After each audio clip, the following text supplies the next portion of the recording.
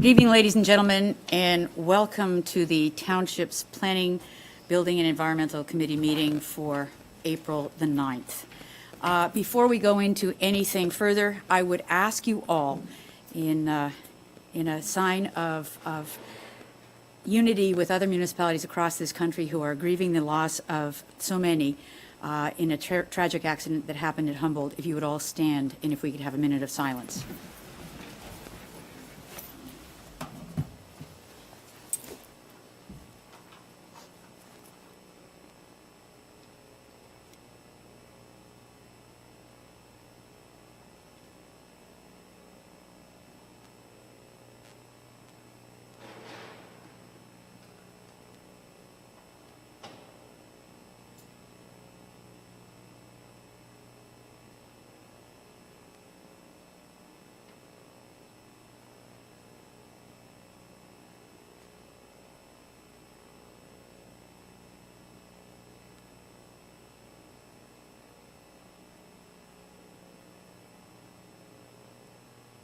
Thank you.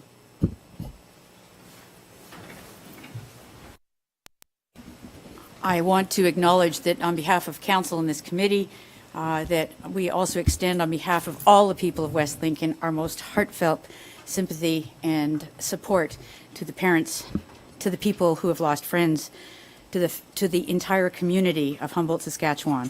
That we are with them, our prayers are with them, our thoughts are with them during this very trying time. And thank you very much.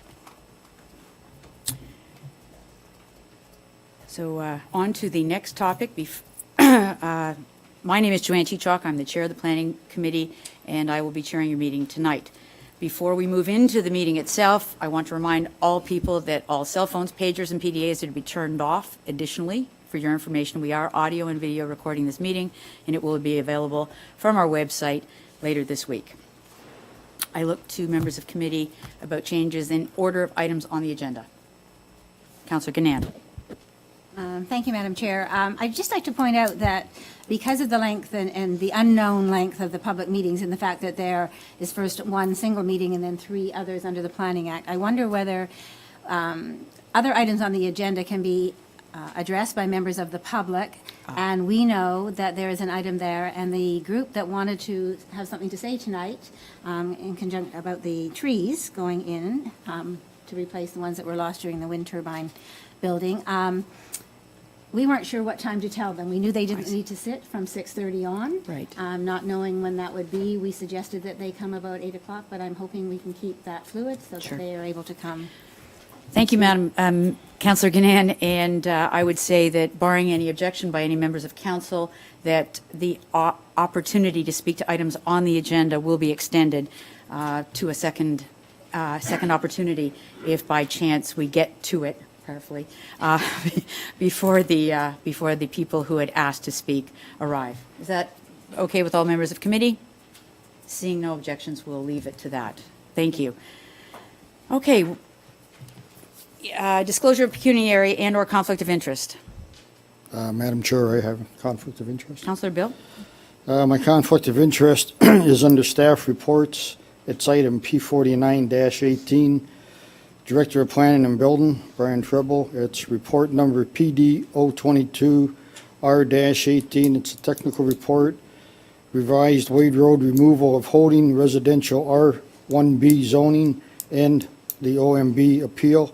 Part Lot 8, Plan M-97, the OMB file PL 17075 related to Township File B10/2017 West Lincoln. And for the record, Madam Chair, at the appropriate time, we will not be taking part in the discussions and/or will I not be voting on this matter. Thank you, and that's because you live within the affected area, and we'll take that into consideration, and I'll make sure I don't go to you for questions. Thank you, Councillor Bell. Okay, now, before we go into the public meeting, we have one other thing that we need to deal with, and that is because for some of you, or maybe all of you, this will be the very first time you're meeting the new CAO for the township. And I know that she'll be introduced at other times, but tonight we have joining us Mrs. Beverly Hendry, who has been in municipal government for a few years and at the province. Ms. Henry started her career with the with in serving the public with the province of Ontario and spent most of her time with the Ministry of Municipal Affairs. So anything you've got that you want to say about the province, you should talk to Bev. And we welcome you tonight. But then after seeing the light, Bev moved into the municipal realm and was the CAO at Scugog for 9 years, where she had a similar community to the one we have here, one that has a large rural landmass, as well as an urban area that was undergoing tremendous change. After that, she moved to the city of Oshawa, which is where she came to us from. And with that note, Bev, it is very good to have you here. Thank you for coming, and I know that council appreciate the fact that someone with your calibers of education and skills is here to help us along the way. Thank you. Okay, so moving on to our public meeting for a planning matter. Pardon me.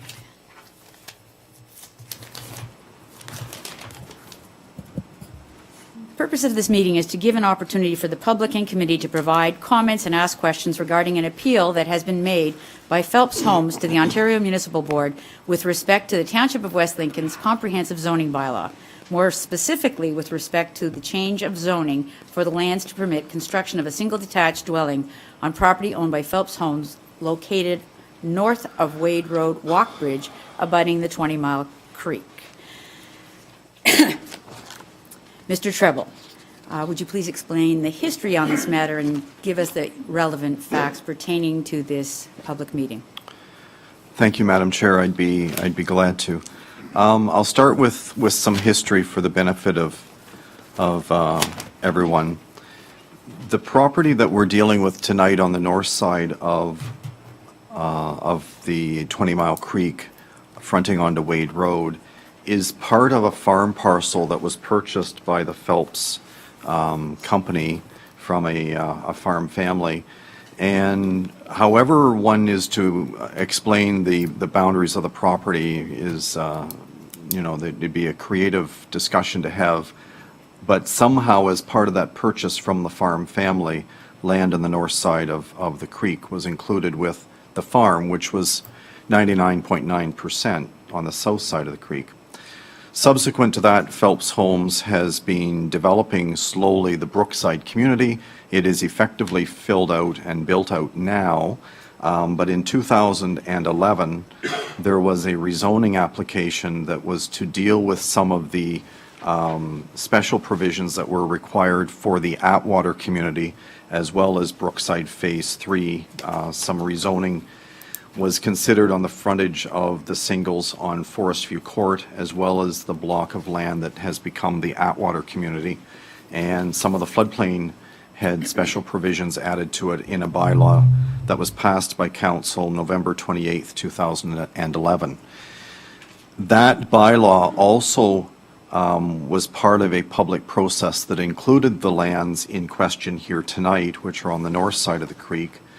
The lands on the north side are about 1.7 hectares in size, and at the time of the discussions back in 2011, the bylaw placed a residential R1, so a low-density residential zoning with a holding provision on it. That's what was placed on the lands.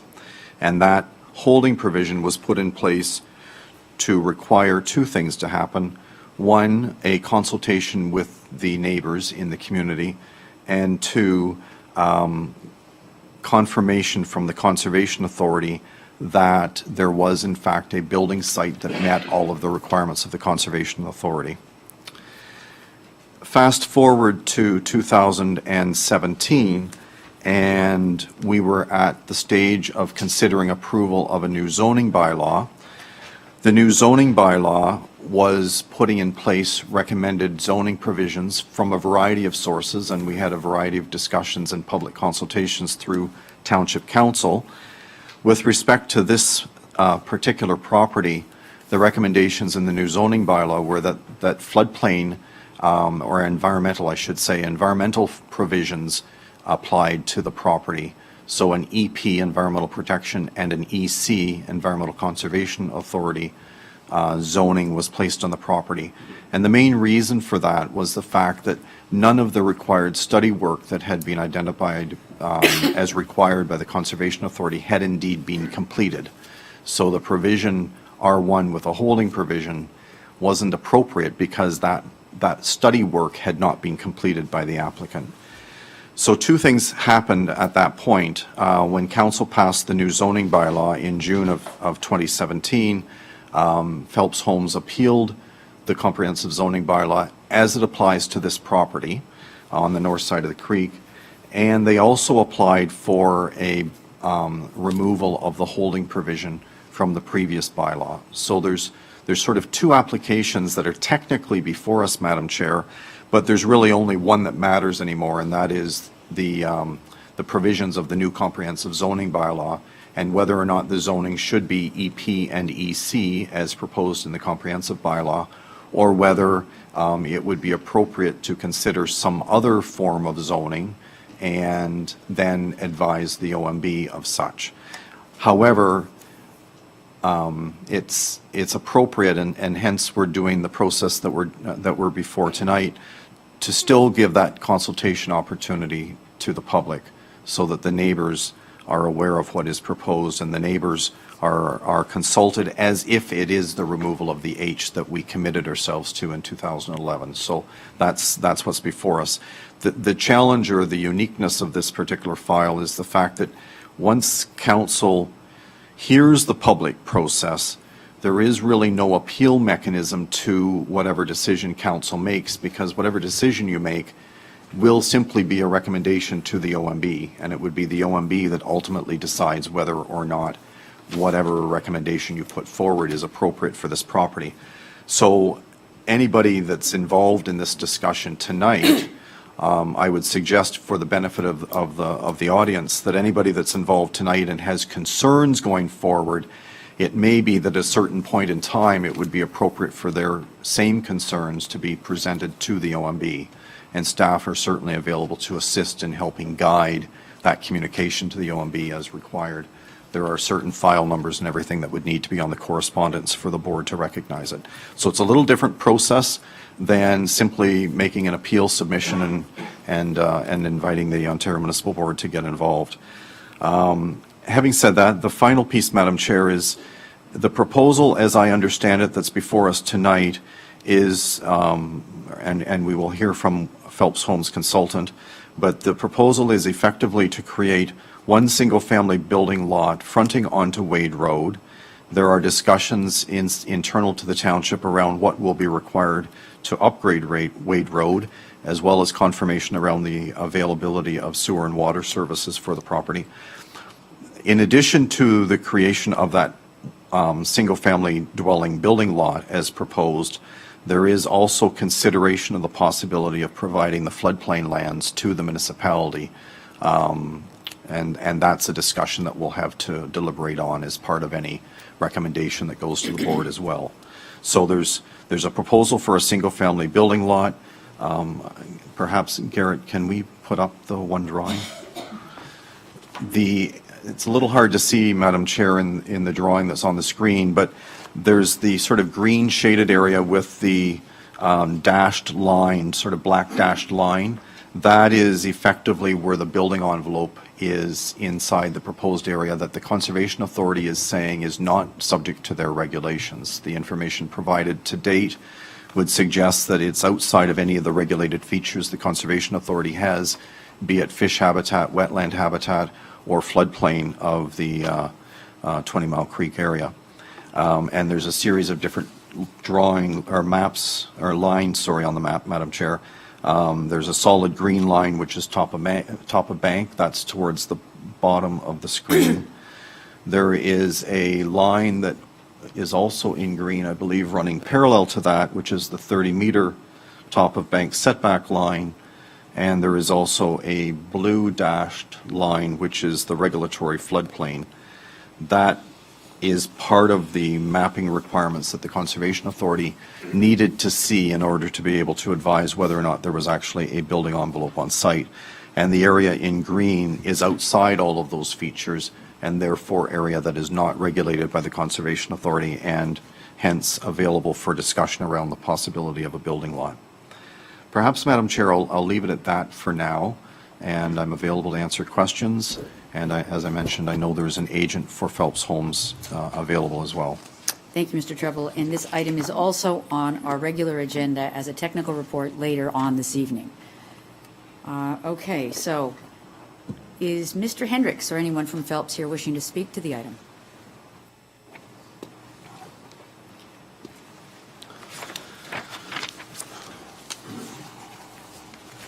Welcome, Mr. Hendricks.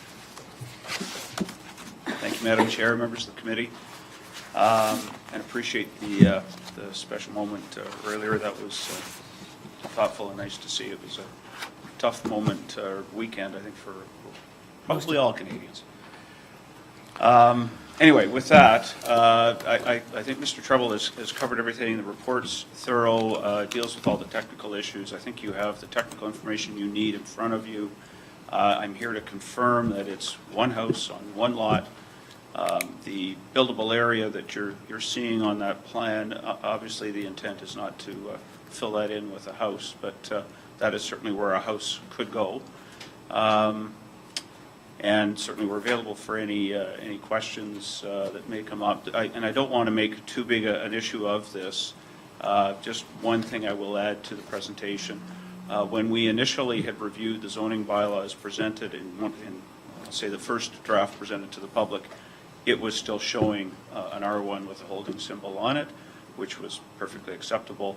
And obviously somewhere along the way that changed when you passed. And nothing untoward about that, just it was unfortunate that we were having to appeal, but Mr. Treble's quite right. We were actually in the process of addressing all these issues, and we went, we're faced with an appeal now, even though we were in the process of addressing all the technical issues with the lot. So, as we would have had it been R1H. And again, if there's any questions arising, great. Obviously, this matter is before the board, so I'm reluctant to get into anything more, but I'm certainly affirming staff's report and the technical issues that they've addressed.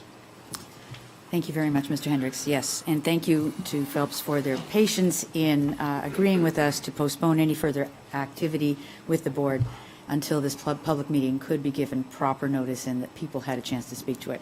So thank you very much. It is a little unusual, but I think the public process could resolve some of the outstanding issues. Thank you. Thank you. So having heard from Mr. Hendricks, on behalf of the applicant, is there anyone from the public here wishing to speak this evening? If so, if you could come forward to the microphone, state your name, your address, that would be great. Anyone wishing to hear information about tonight's meeting subsequent to this evening, as it advances to the board, as usual, there are sign-in sheets by the exit door. If you please sign that, give us your address and your email. We will notify you, as well as passing that on to the Ontario Municipal Board in order for you to be notified on any activity on this file as it proceeds forward. Thank you. Sir. Thank you, Chairman. Before I start reading what I wrote, a few weeks ago, I looked out the side of my window, and I live between the house and the creek, and everybody's saying about Phelps, how they are for the community and everything, and I always thought there was a slight hope that they do care about the community. I heard the father was a very decent man and everything. I never met him. But I don't know who controls Phelps now. But looking through that window, I seen a sign that says no trespassing. And I went out there and took a look at it, and I was so totally ashamed, embarrassed, and I couldn't believe it. For 10 years, we've been maintaining, myself, my neighbors, taking care of the grass and maintaining that property. And not once has Phelps come over and said thank you, or it said you want some money for gas or anything. We just took care of it. And now I seen that sign. Now I feel like I'm bullied by these people. And I was very angry at the city, but it's all about money. Do they really care? Do they have a conscience to keep building in this city, the small community? I'm totally, I just feel like a kid being bullied.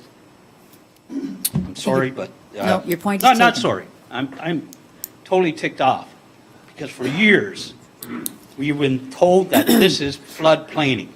This is floodplains, floodplains, floodplains. Now, all of a sudden, there's an envelope.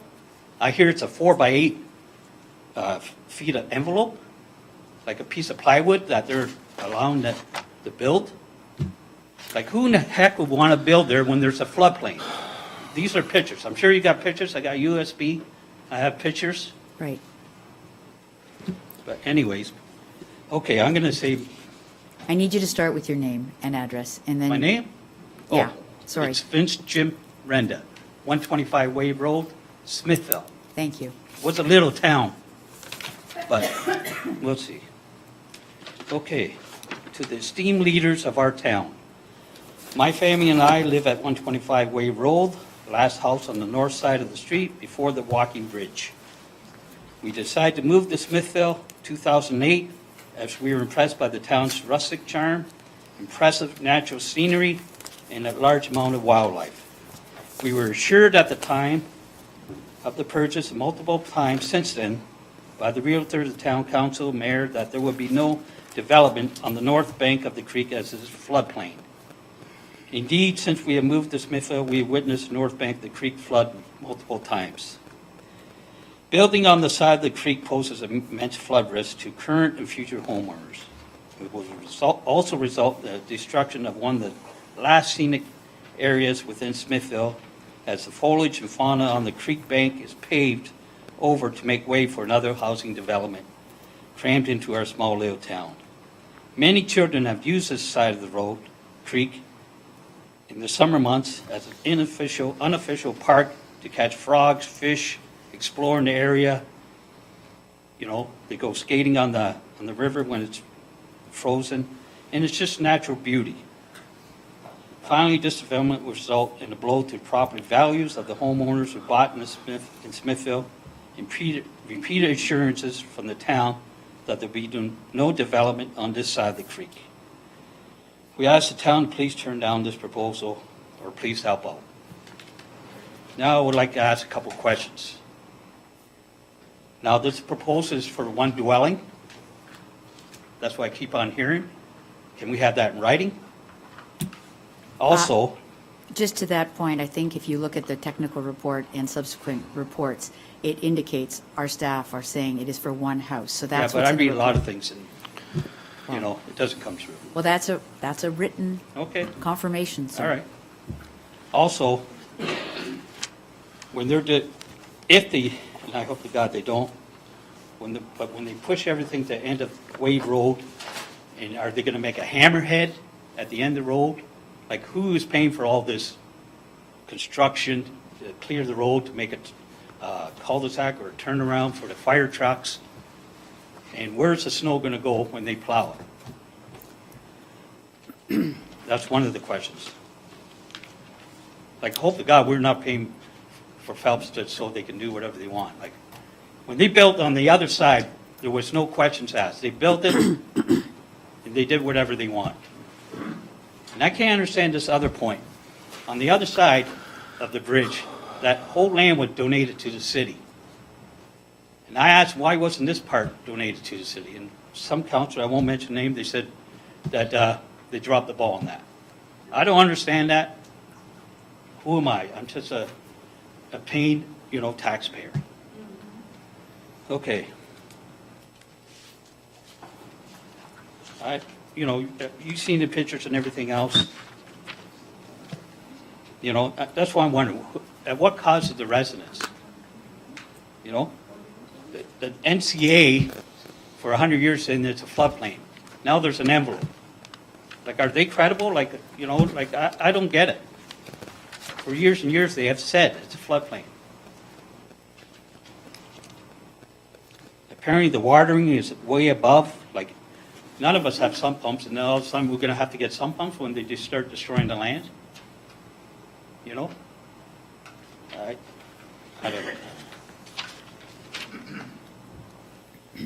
know. I'm pretty flustered right now, but, when seeing that, where are you guys? Seeing that no trespass sign? So kids walk by there, people walk by there, they look at the creek and everything, they put a sign like that? That's an insult. That is, I have no respect for these people no more, But for now, that's all I'm going to say. Thank you, Thank you. and If you could give our clerk a copy of your presentation, that would be greatly helpful to her as she does the minutes. What I will say is that later this evening, when we deal with the report, we will be answering we will have staff answering and addressing a number of those questions, unless, Mr. Treble, you are prepared to do it now. Well, Madam Chair, I wondered if I should maybe suggest a bit of the process going forward. Just for the benefit of everybody, what is likely to occur is we'll hear and take into consideration all of the comments that are provided tonight that could lead to some further inquiries or discussions with the Conservation Authority. That would probably be the main agency, but also we will have discussions with Public Works as well. Ultimately, planning staff will present a recommendation report to Township Planning Committee at a future meeting. Those people, as the chair has identified, who express an interest in following this particular application will be given notice of when that report goes forward. And depending on what that report says, will determine what unfolds. But I guess as an example, if the recommendation at that point is for an approval of some description, which of course council would then have to deliberate on whether it's appropriate or not. But let's assume for a moment that staff recommend approval. That would be with a draft zoning bylaw. That draft zoning bylaw would identify the parameters around what is permitted on the property, so be it one house or whatever. That would be in writing as part of a binding document. And the report would then presumably also speak to other requirements, such as what extension to the road is required, and if so, who is maintaining it and how is it being constructed, and all of those kind of things would be part of that recommendation report.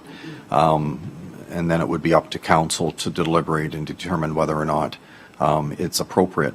But generally, at this point in time, if there was a recommendation of support, it would be with the road extension being at the cost of the developer, the one benefiting from this particular discussion.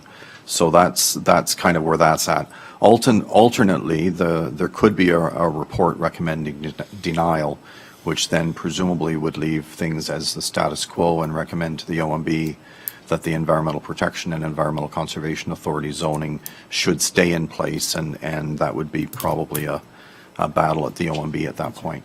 So there's a couple of options, but there will be a recommendation report, and anyone that signs up tonight will be provided notice of that report at the appropriate time, and then committee and council will have to deliberate as to how to make a decision on the file. Thank you for that, Mr. Tribble. So I bring it up there. our clerk would probably like it. Thanks. I'm usually responsible for losing things. Thank you. There were other speakers. I think there was starting a lineup. So if you come forward again, tell us your name and address, that would be great. Hi there, my name is Angela Shaw and I live at 118 Leslie Court. My property backs directly onto the proposed building site by Phelps Homes. I'm not really sure where to start. I think I can speak for a lot of people in this room that we're all feeling very frustrated and very saddened by this situation. Back in the fall, there was a Committee of Adjustments meeting that was to be held for the proposed severance of this property. And conveniently, when we all got here, Phelps decided to pull out at the last moment and we weren't notified. And they pursued an investigation that the creek bed would be the natural severance of that property. So that was one step in the process that we were unable to be part of. The hold provision, it's my understanding, is to give us the opportunity to speak about this, yet we have not had that opportunity. We feel like our voices have not been heard. We've constantly been stonewalled by Phelps Homes or any of the other institutions that they've had come back there when we've tried to ask questions. Speaking with some of the townspeople, they haven't been able to give us a clear understanding of what's going on back there. After that Committee of Adjustment meeting happened, Phelps Homes had the Niagara Conservation Authority come back and remap the bank and the floodplains, correct? NPCA have. Yes, sorry. Have done that, yes. So, the, Mr. Treble, I thought in your dissertation you didn't indicated that they had come in. My understanding through you, Madam Chair, is that Phelps Homes hired an expert to do on-site survey work and whatnot, and Conservation Authority confirmed that work.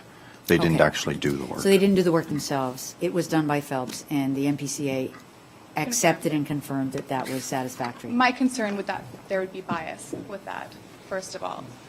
The drawings in 2011 for the floodplains were clearly higher than the drawings that are conveniently right along their proposed building site now.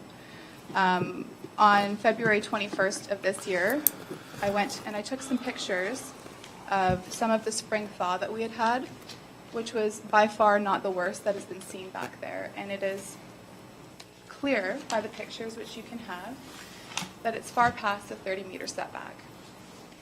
Additionally, back in the fall when there was the Committee of Adjustment meeting, we had handed in a petition from over 150 of the local residents that were opposed to the severance of this property or any development thereof of that property, with concerns to the floodplain, the natural habitat, and the natural beauty of this town. I'm just hoping that everyone here maybe takes time to really understand that we are very upset about this and are hoping that our voices would be heard that we're opposed to this. I have some questions as far as the addition to Wade Road to open it up for a turnaround. Would that not be ending right at the walking bridge? Do we have walkways that go right into a roadway? Is that not a safety risk? Or is the plan, once that's done, to open that up as a through road? Can anyone answer that for me? Mrs. Shaw, the answers to your questions, every question you ask, and the reason we ask for a submission is all of that information, all those questions will be passed on to staff. And if we don't answer them tonight, they will be answered before this comes back as a full report, a recommendation report to this committee in the future, all right? Okay. So right now, we're doing a technical report. This is your chance for us To to voice hear our concerns. and voice your concern. Okay. And we are listening. There's been no decision made. Our staff have told us the facts. And while I got that one wrong about MPCA, and I apologize, it's been, the boundary has been redefined and accepted by MPCA. So the proponent, Phelps Homes, believes they have a building envelope. All right. This is the time for you to put out your concerns, and if we can't conclude it here, come to some agreement, then as Mr. Treble has pointed out, it will go to the OMB for a decision to be made, okay? So there's still a lot of process down the road. So this is your time. Ask the questions, and if we don't answer them now, you will get them before we let it go to the OMB, All right. okay? This is a question specifically for council because I'm not very educated on how these processes work. But I'm looking at a member of council here that has had to remove himself from this process, stating a conflict of interest.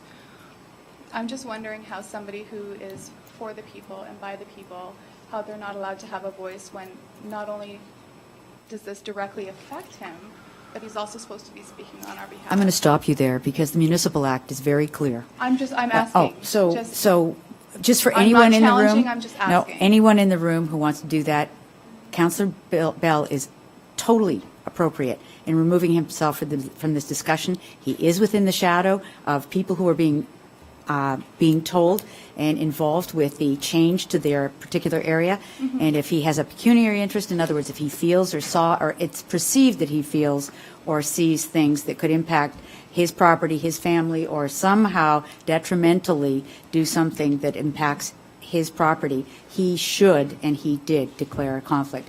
That is his right. It is his responsibility. assuming No, what and his I'm not opinion on suggesting that is you are. either I way, just, yeah. since you're asking it, Yeah. everyone in the room should know that it was very appropriate for Councillor Bell to consider this, and the action he took is appropriate. Okay. All right, well, that's all I have for today. I just would like to submit the photos that I have taken and then also a copy of the petition that we had submitted earlier. That was for the Committee of Adjustment meeting because it does state to this particular part of the process. Thank you very much. Thanks. And between now and the time that this goes to the board, I hope you'll be be comfortable with the answers you get. Next.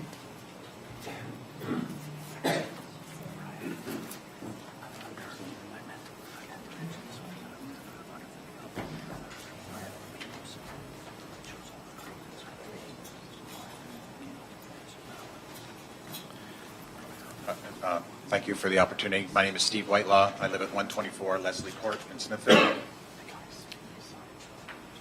Welcome. Thank you. Smithville is a high-risk flood zone. In 1992, Smithville was designated by Environment Canada as an area subject to recurrent and severe flooding. If we look back in history, there is guidance that can be used to inform Council's decision. In 1990, the Niagara Peninsula Conservation Authority stopped the development of a residence, William Vandenbrink and Marianne Vandenbrink versus the Niagara Peninsula Conservation Authority, 1990, due to the subject property is subject to flooding under the 1 in 100 year flood conditions, thereby posing an unacceptable risk to life and property damage. The construction and filling will result in loss of floodplain storage in 20 Mile Creek. The impacts of such activities will immediately and cumulatively affect other lands.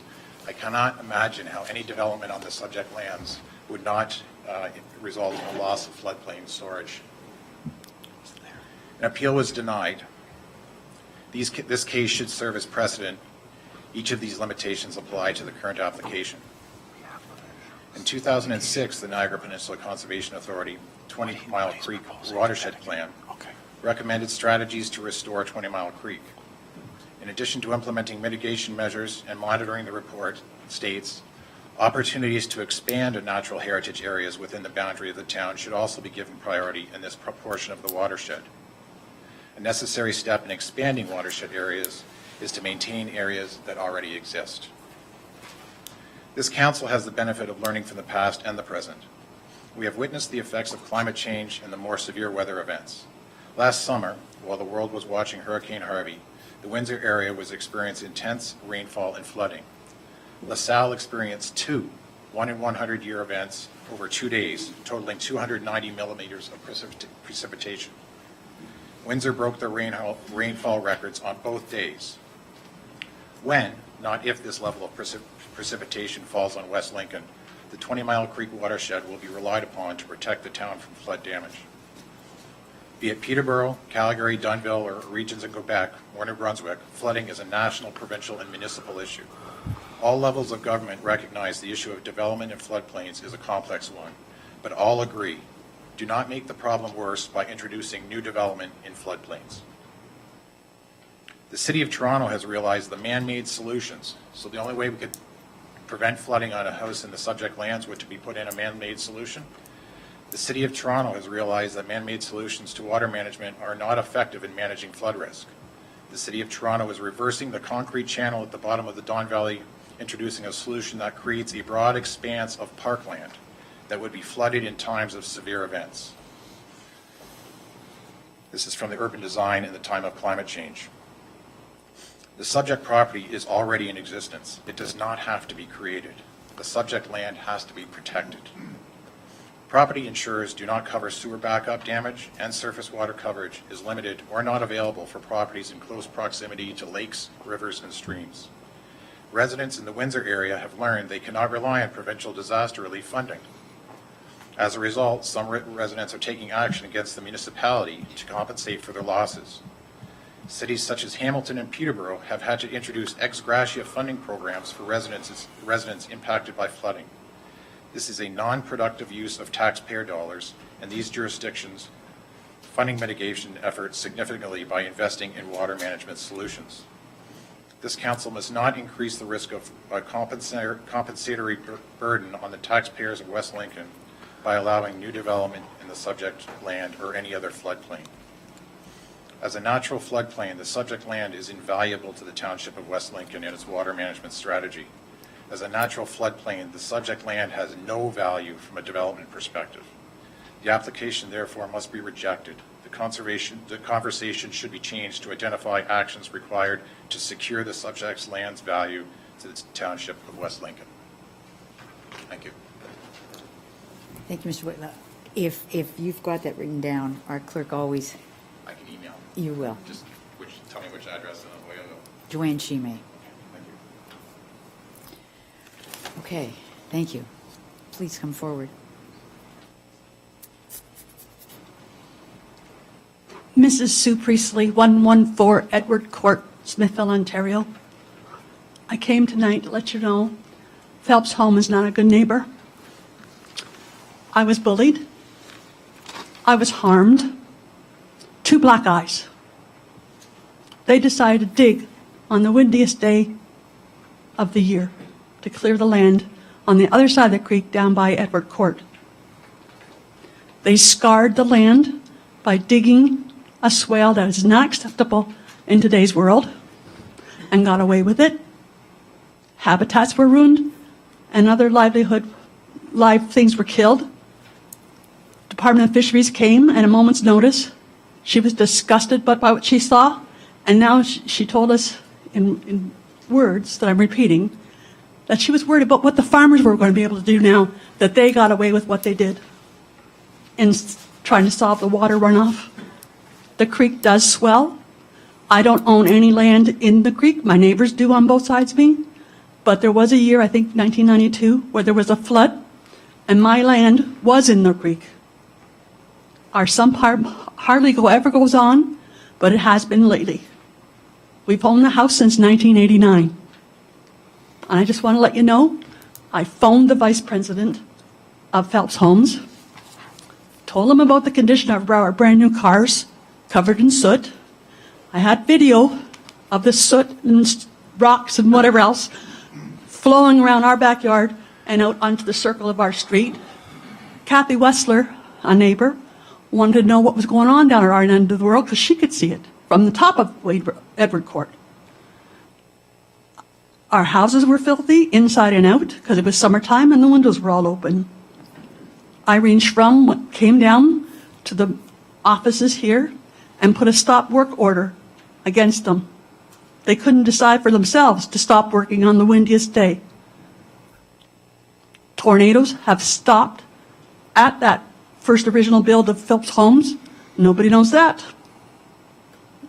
I was outside my backyard and the world went quiet, as it always does before a bad storm. And it touched down where there's 25 houses. I pray nothing happens to those houses in the future. And I really hope you stop this because it's going to ruin a very nice area that you made up for us. The walk bridge has to stay. People are talking about car bridges again. It'll be an international 500 speed race from the Christian school to the arena if you do this. I was a crossing guard here in this town. I saw it with my own eyes, the speeding. So take the keys away from the kids, but do not put a road bridge over the creek and don't allow them to hurt other neighbors. I don't know them all because I was in pain for a few days. And when the man said to me, "Can't you wash your own cars?" I thought, you are not a very nice man. Thank you for your time. Thank you, Mrs. Priestley. I know everyone wants to exhibit their enthusiasm and support for people that are speaking, but we have a bit of a policy around people speaking, and so that everyone feels free and able to speak fairly and voice their opinion, we ask that no one claps, boos, or does any type of, makes any kind of comments when your friends or your neighbors are speaking at the podium. All the points will be taken into consideration. Thank you. Okay, Mrs. Priestley, is there anyone else wishing to address committee on this matter? Sorry. Good evening. My name's Jack Schmidt. I live at 120 Leslie Court, one of the properties that directly back onto this area in question. I guess I'm here to present or voice my opposition to this development. There's been a lot of talk about the floodplain area or the floodlands that are here. We've owned this property since September 2010, and every year the back of that property floods. It's not a question of if it's going to flood or not. It's more a question of just how far into the property it's going to flood. In 2013, That was the worst flood that I've seen from neighbors that have been around before me. They had mentioned that was surpassed in earlier years. I haven't got pictures of that. We've presented pictures in the package from 2013, where it comes in well into the property area. One of the concerns that I've had in looking at that map that was shown here earlier, it looks an awful lot, and I'm going strictly at this point from a visual, but it looks an awful lot like the original floodplain maps that's shown in the NPCA website. And I've had discussions with NPCA about those flood lines, if they have been reworked at all or when they were going to be reworked at all, because there has been a lot of development that's been going on. Bailey Bridge, as part of that development, has been taken out. The abutments from Bailey Bridge have been taken out. So therefore, the 20 Mile Creek was actually widened. So the restriction that was holding some of that water back has now been taken away. All of that water can now come through. And the next restriction point in 20 Mile Creek is the walking bridge that's right across on Wade Road. So it will become sort of the control point. And I guess another point, just before the walking bridge, if anyone goes there, just before the walking bridge, there's another 4 inputs of water that come in from various developments. So there is a lot of water that gets put into this space and requires an area for it to flood, for it to back up. If we look at the NPCA maps, they are tracking the water level on 20 Mile Creek. They are tracking it much further to the west. So again, when I make that comparison of water levels that are tracking to the west of us, but there is no way of tracking how much water is coming in from these other developments, it's very concerning to me to see where that regulated floodland is. And I agree with comments made earlier. It's very interesting how the regulated floodlands and the NPCA lands are in direct match to where this property is being discussed. So definitely concerns from my point on that.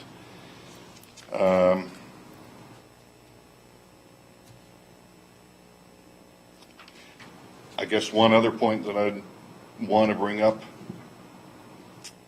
and I find it a little, maybe at this point it's somewhat of a moot point, but back in 2011 when, this whole idea of this property keeps coming up a number of years, and back in 2011, myself along with a few of the neighbors that were in the area at the time, we presented Phelps with a letter saying, look, we understand you own a piece of property here, you want to do something with it. At the betterment of let's reduce this risk, let's set all of that aside. We were willing to enter into some talks on even buying this land, not as a development property, but as flood loan, as flood land, or just allow them to get some sort of financial recourse from it. At the time, we had talked with the town, and the idea of splitting that up and possibly adding it to our own properties was viable, but there was absolutely no response on the part of Phelps from that. It was more or less just a dead end in any kind of information. So I think a lot of us have put efforts forward. It just seems to come to a roadblock. And, yeah, that's probably where some of this frustration that we're hearing tonight comes from. So, I had put together a letter and a number of pictures and things like that and presented it in September, or at least put it in for this meeting in September. Is that still on the books, or do I need to get a copy of that? I did not bring an extra copy of it. No, I know. I think the September meeting was the Committee of Adjustment. If you can reassemble that, or the clerks will look for it, but if you could perhaps call our clerk's office tomorrow, we'll ensure that your information is included in tonight's meeting information. Okay. Okay? Excellent. Thank you very much. Thank you.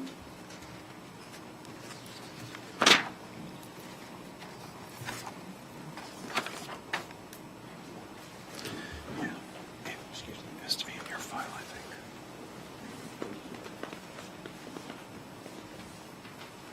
Madam Chairman, my name is Burke, B-U-R-K-E, and this is J.J. I live at 5 Manorwood, which will overlook this property if in fact this August committee determines it's appropriate. Circumstances surrounding this development is more than disconcerting, considering the manner in which this committee has worked with Phelps Homes to ensure that they got their Phase 2 and especially Phase 3 through in virtually record time. I find it almost unconscionable that they would come back with a proposal that affects so many people for one house. I find that really hard to accept that they would do this knowing full well that the community would literally be outraged that this is going to be on floodplain. People here, neighbors and friends, have taken photographs and clearly shows that the water line was way past where their marks went down last fall. The reality, very simply, is this is a very bad idea from a very big company that's going to affect a lot of people that you represent. The reality is they come before you and say, we're conservationists. You saw what they did to the land up there. It was virtually, and that young lady whom I don't know is absolutely totally correct. Their environmental record is disgraceful. And now you're sitting on what is a environmentally very sensitive area, and they want to say we're going to put one house in, we're going to pay for this. What is the cost of that lot to them? Are they going to disrupt the whole community on the basis of one lot when they have 50 back up that you have helped put through in virtually record time? And the committee here, in my respectful submission, should take that into consideration, that this corporate entity, of which you have worked very, very carefully and very cautiously and accommodated them in every manner, and they come back and do this to you, because they could not have known that this was going to be an irate to the community itself. The reality, very simply, is their environmental record is disastrous, to say the least. You cannot, in my respectful submission, take any of this except with a grain of salt. And if this is a situation that you're involved with, and the goodwill that you have and you representing us have given toward Phelps should really be taken into consideration. The reality of this is that when we, and I'm on Manorwood, and most of the original owners are there, were asked to pay a premium on the basis that, and their agent told us this, which of course binds the principle, that there would be no development back there. And we all paid a substantial thousands of dollars by way of a premium. So if that lot goes in, I anticipate that Phelps will be returning that endowment to us. And we'll all look forward to that. So the cost of that lot, if they have to put in the services, they have to, in fact, fix the road to your specifications and return our money. That lot's going to cost them $500,000. Is that where they're going to build a house that fits in with the rest of the community? My neighbors and my friends here are outraged, as am I. It is absolutely, in my respectful submission to this, an atrocity that they would come back before this committee for one house. Or are we going to hear next year, well, the floodplain has been extended, so we're going to have another house. So that pristine area will look like a suburb in Scarborough. And that's the last thing we want in our community. Thank you. Thank you. I do want to remind the public that you'll hear that council and committee have been very quiet. This is a public meeting, and while it's not a statutory public meeting, we would do you more harm if we spoke out against at this point in time. A public meeting is where we have to sit and listen to all sides of a matter. And once we've heard all sides, we offer our comments back to staff, along with yours, and it's then that a technical report turns into a recommendation report, and we can make our submissions. But if we came with a bias, that would work for the proponent, because it would say that we had reached a conclusion before we'd heard all sides. So tonight, if you think we're being quiet, we're doing what we're required to do, which is to listen to all sides during the public meeting. I only say that so you understand what part of the process we're in. So, sorry. Thank you. Madam Chairwoman, members of council, thank you so much for this opportunity to speak. I didn't come up here tonight with any prepared statement. I think my community has spoken very loudly in terms of what this development means. I think at the end of the day, you know, I'm a relatively new resident to Smithville. Me and my family moved here in July of last summer. And one of the things that attracted us to this community was the sense that it was just that, it was community. You will tell us your name. Sorry, and I will give my name and address. Sorry. Read my mind. My name is Randy Mullen, M-U-L-L-I-N, and me and my family, we reside at 3 Wade Road. Thank you, and welcome. Our house is at the very end of Wade Road, right across from the walking trails, and our backyard is 20 Mile Creek. When we purchased this home, because of the sheer beauty of the lot. And it was very, very quickly, I would say probably about our second week when we moved into this community, that we realized the gem that this community is. That whole area attracts a lot of foot traffic, a lot of dog walkers, a lot of families. And I would say probably within that second week, I had about half a dozen people stop while I was out doing different things in the yard and welcome me to Smithville. That's the type of community that I was so proud to have joined. Tonight, you've heard from our community. You've heard that we're very much opposed to this building, to this development, this single lot that will affect the floodplain. I don't have to speak on that because I think my community has really spoken to that. We too, our family has also taken pictures and videos of the flooding in that area. It's going to be a problem for the new owners of that home, and not only for them, but for everybody that is along that area, as that does, affect the water flow. Our community is small. Yes, it is growing, but I think the sense of community that everybody has, and the fact that that might be disrupted because of one home. I hope that Phelps is listening tonight, because if they are, you can take back to Phelps that this community is opposed to that development. This community is opposed to the development because of what it will do to the sense of community that we have here. And if they propose to be a good corporate citizen, I think as a good corporate citizen, they should look at other ways of resolving this issue so it doesn't go to a battle to the OMB. Because I'll tell you, every one of these people in this room will be at that meeting. We just want some resolution. We want our voices, as the young lady said earlier, we want our voices to be heard. I think at the end of the day, it's a tough decision for you, but it's also a very easy decision for us because we see the impact that it's going to have on our community, and we hope that you guys will appreciate that as well. Thank you so much for your time this evening. Thank you, Mr. Mullen.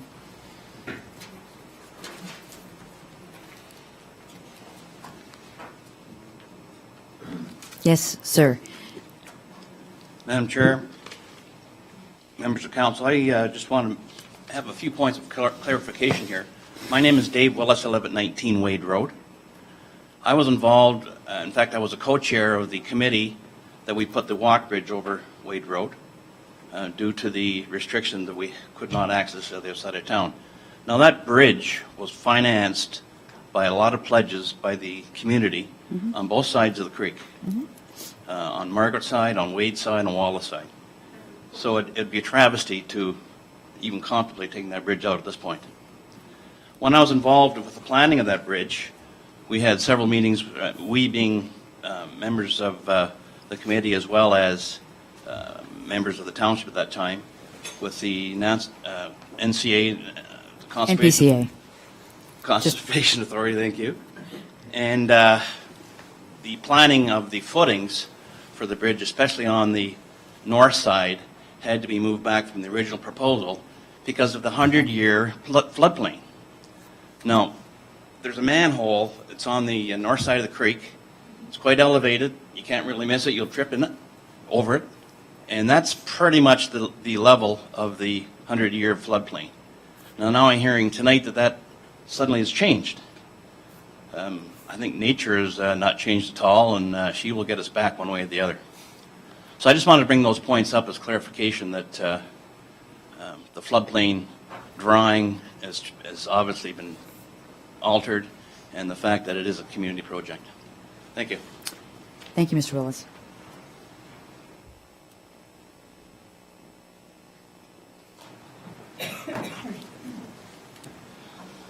Yes. Is there anyone else from the public wishing to speak to this matter? Please come forward.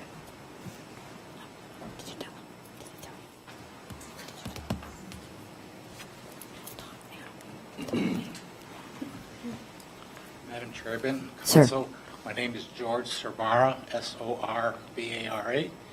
I moved to here, Smithville, in 2011, and when I moved here, we looked at the area, and it was beautiful. So I'm from Hamilton originally, and I fell in love with that area there in Wade and Margaret. And I did ask the one question, though. I said, are they ever going to build anything around here? And the answer that was given to me was no, because it's a floodplain. And so after a while, my wife and I talked about it, and we said, we got to buy this house. And we did. And we're very, very happy. And now we hear about this house being built over there. You got to excuse me because I'm very nervous because I don't talk in public. But Take your time. You're doing a great job. But I really feel for the neighbors. You know, I could imagine what they're going through. They buy their lots, seeing this beautiful land behind them and everything, and knowing that they're not going to build anything. And then all of a sudden, this group of people, Phillips, comes along. They want to build a home, and this year, I've been there since 2011. Back in February, there was a warm spell, and the whole area got flooded. Now, my backyard also faces the creek, and the water level was the worst it's ever been. It went. My land is 3 levels. My bottom level got completely flooded. And when I heard about the problems that these neighbors are having, I went over there to take a look. And according to your figure here that they had here, that's not accurate. That's misleading there.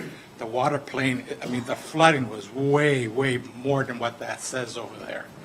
And the thing is, if they are going to build that house there, I feel sorry for those people that are going to own that house. Their pump is going to run 24 hours a day.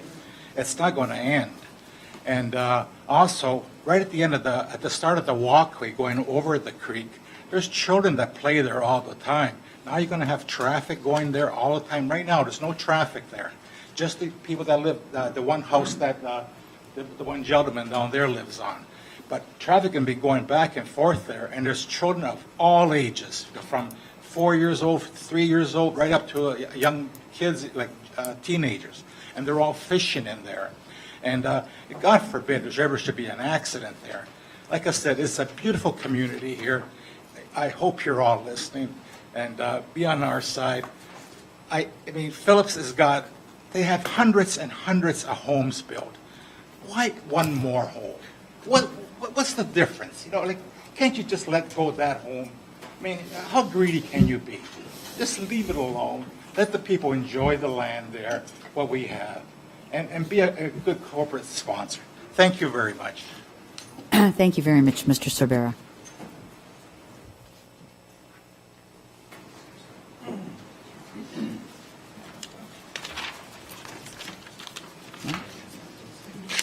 He's on Margaret. He's just about 3 houses up in the corner. Okay, good evening.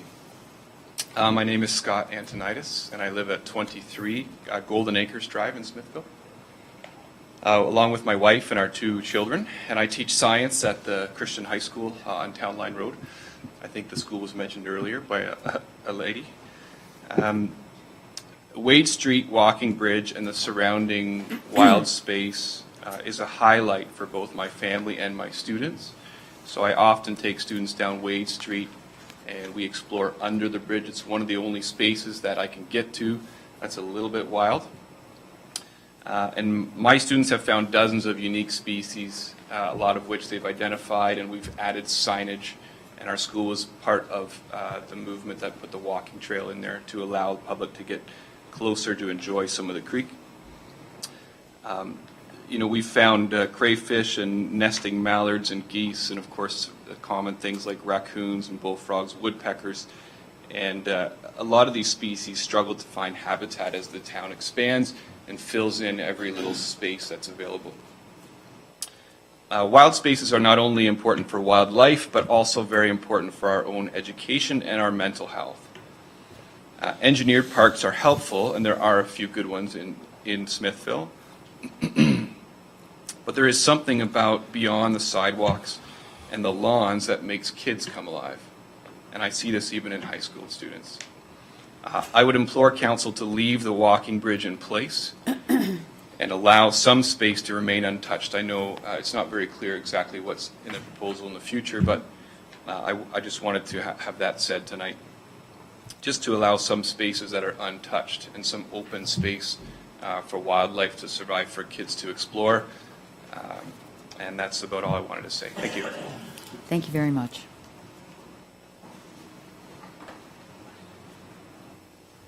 There was someone coming forward. Did I see?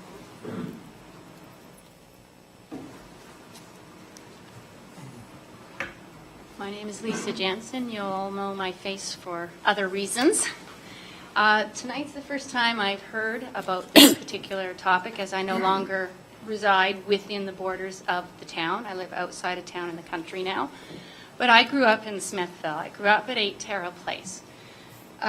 My parents' property there was a problem with flooding. I don't really know why there was a problem, but there was. And all of the neighbors on the street had to actually build a ditch where they filled it in with a drainage pipe, filled it in with a bunch of gravel and stuff like that to stop the flooding that was happening in the backyards of everyone in the neighborhood.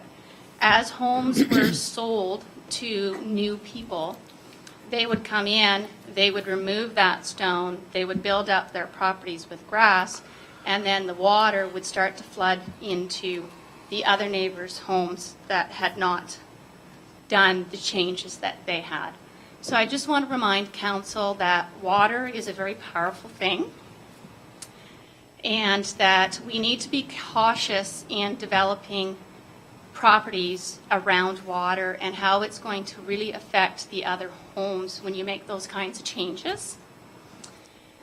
You could have a lot of problems, and it's clear that this property may very well have the potential to do that because of the floodplains that exist on this property.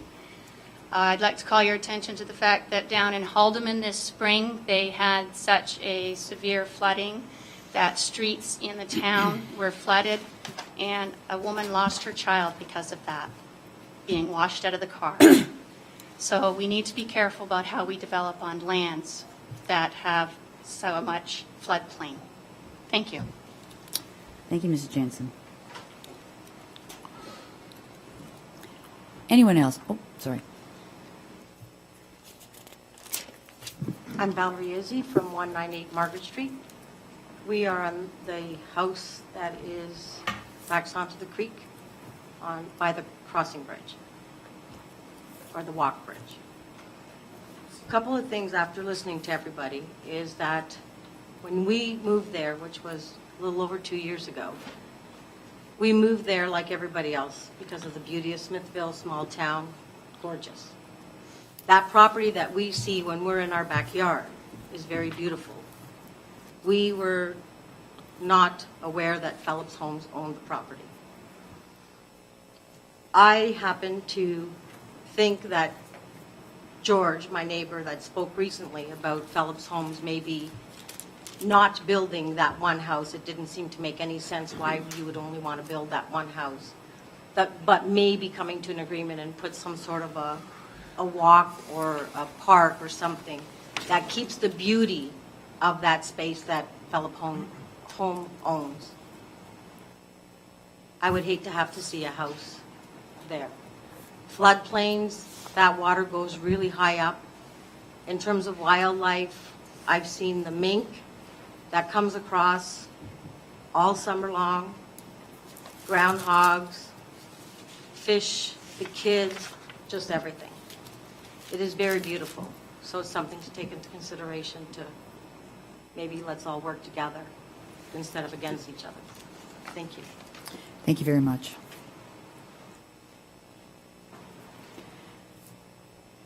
Anyone else wishing to move, pardon me, to come forward? Mr. Hendricks, you'd like to not rebuttal anything, but you have a comment you wanted to make? If I may, Madam Chair, just If it's a comment, fine, but if, factual, if that would assist. Not intended. be careful. If you Yeah. get past a certain You shut line, me off, I will, staff, and you will have that discussion. Just a couple of points. One important one, Phelps is not proposing in any way to extend the bridge. I don't know where that's coming from, but certainly not from us. So that's fact. There's a few other things that have been said. I'm not intending to get into that, Madam Chair, but I did want to be clear on the bridge. The issue of floodplain, certainly as a registered professional planner in the province of Ontario, it doesn't matter who I work for. Same as your director, we are obligated to understand the facts as presented by the MPCA and professional engineers, and our opinion is formed around those facts. So if there is new information, I'm not aware of it, but certainly the floodplain as we understand it has been approved by the MPCA. They have engineers on staff to review any engineering submission provided by us. Again, factually, I'm not aware of any change to the floodplain. We've made no effort to do anything untoward. If we have, certainly I wouldn't be up here supporting the application. I've been involved with Phelps for a couple of years. I know we've been working very hard to work with the municipality. I'm not employed by Phelps at this point. I'm here as their consultant, but certainly I know we've been working with staff to resolve issues in the township. I'm not saying that there weren't issues that needed resolution. I'm sure there were. So we've done all of that. So I'm going to cut you off. That's fair. Because, in fact, this is a public meeting, although not statutory, and we're hearing from everybody.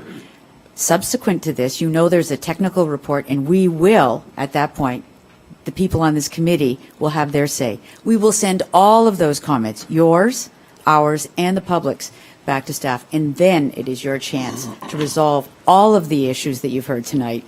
Mr. Hendricks. Madam Chair, thank you. I I understand. appreciate the opportunity just to Yeah, bring thank the you. temperature down a slight Thank you. bit. I think your clarification on the bridge was a good point, but I don't want to go beyond that. There, I hope, will be dozens of conversations between now and the recommendation report so that we can get some resolution. Thank you.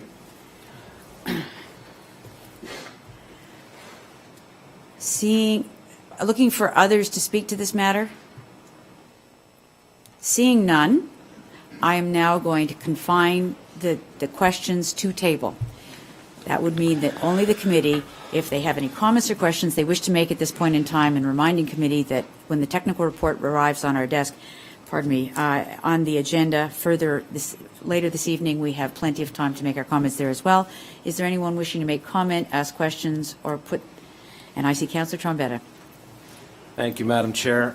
Madam Chair, do you mind if I ask John? John, would you be able to come back up here for a second? Mr. Hendricks? If that's appropriate, Madam Chair? As long as we can keep it within the confines of what we're allowed. Councillor Trombetta, I leave it to you. Thank you, Madam Chair. Hey, John, thanks for coming back up. Sorry for letting you sit down. Sorry for letting you sit down, too. So. I need the exercise. John, you've been up here before, obviously. I know now, I guess that's news that you're not with Phelps and you're on the consultant before, but you've been up here before for subdivisions and all that kind of stuff. You know what, John, the main question, why one lot, why there? Candidly, through you. Like, what's the golden jewel of this lot? Why you need to put a home in this lot?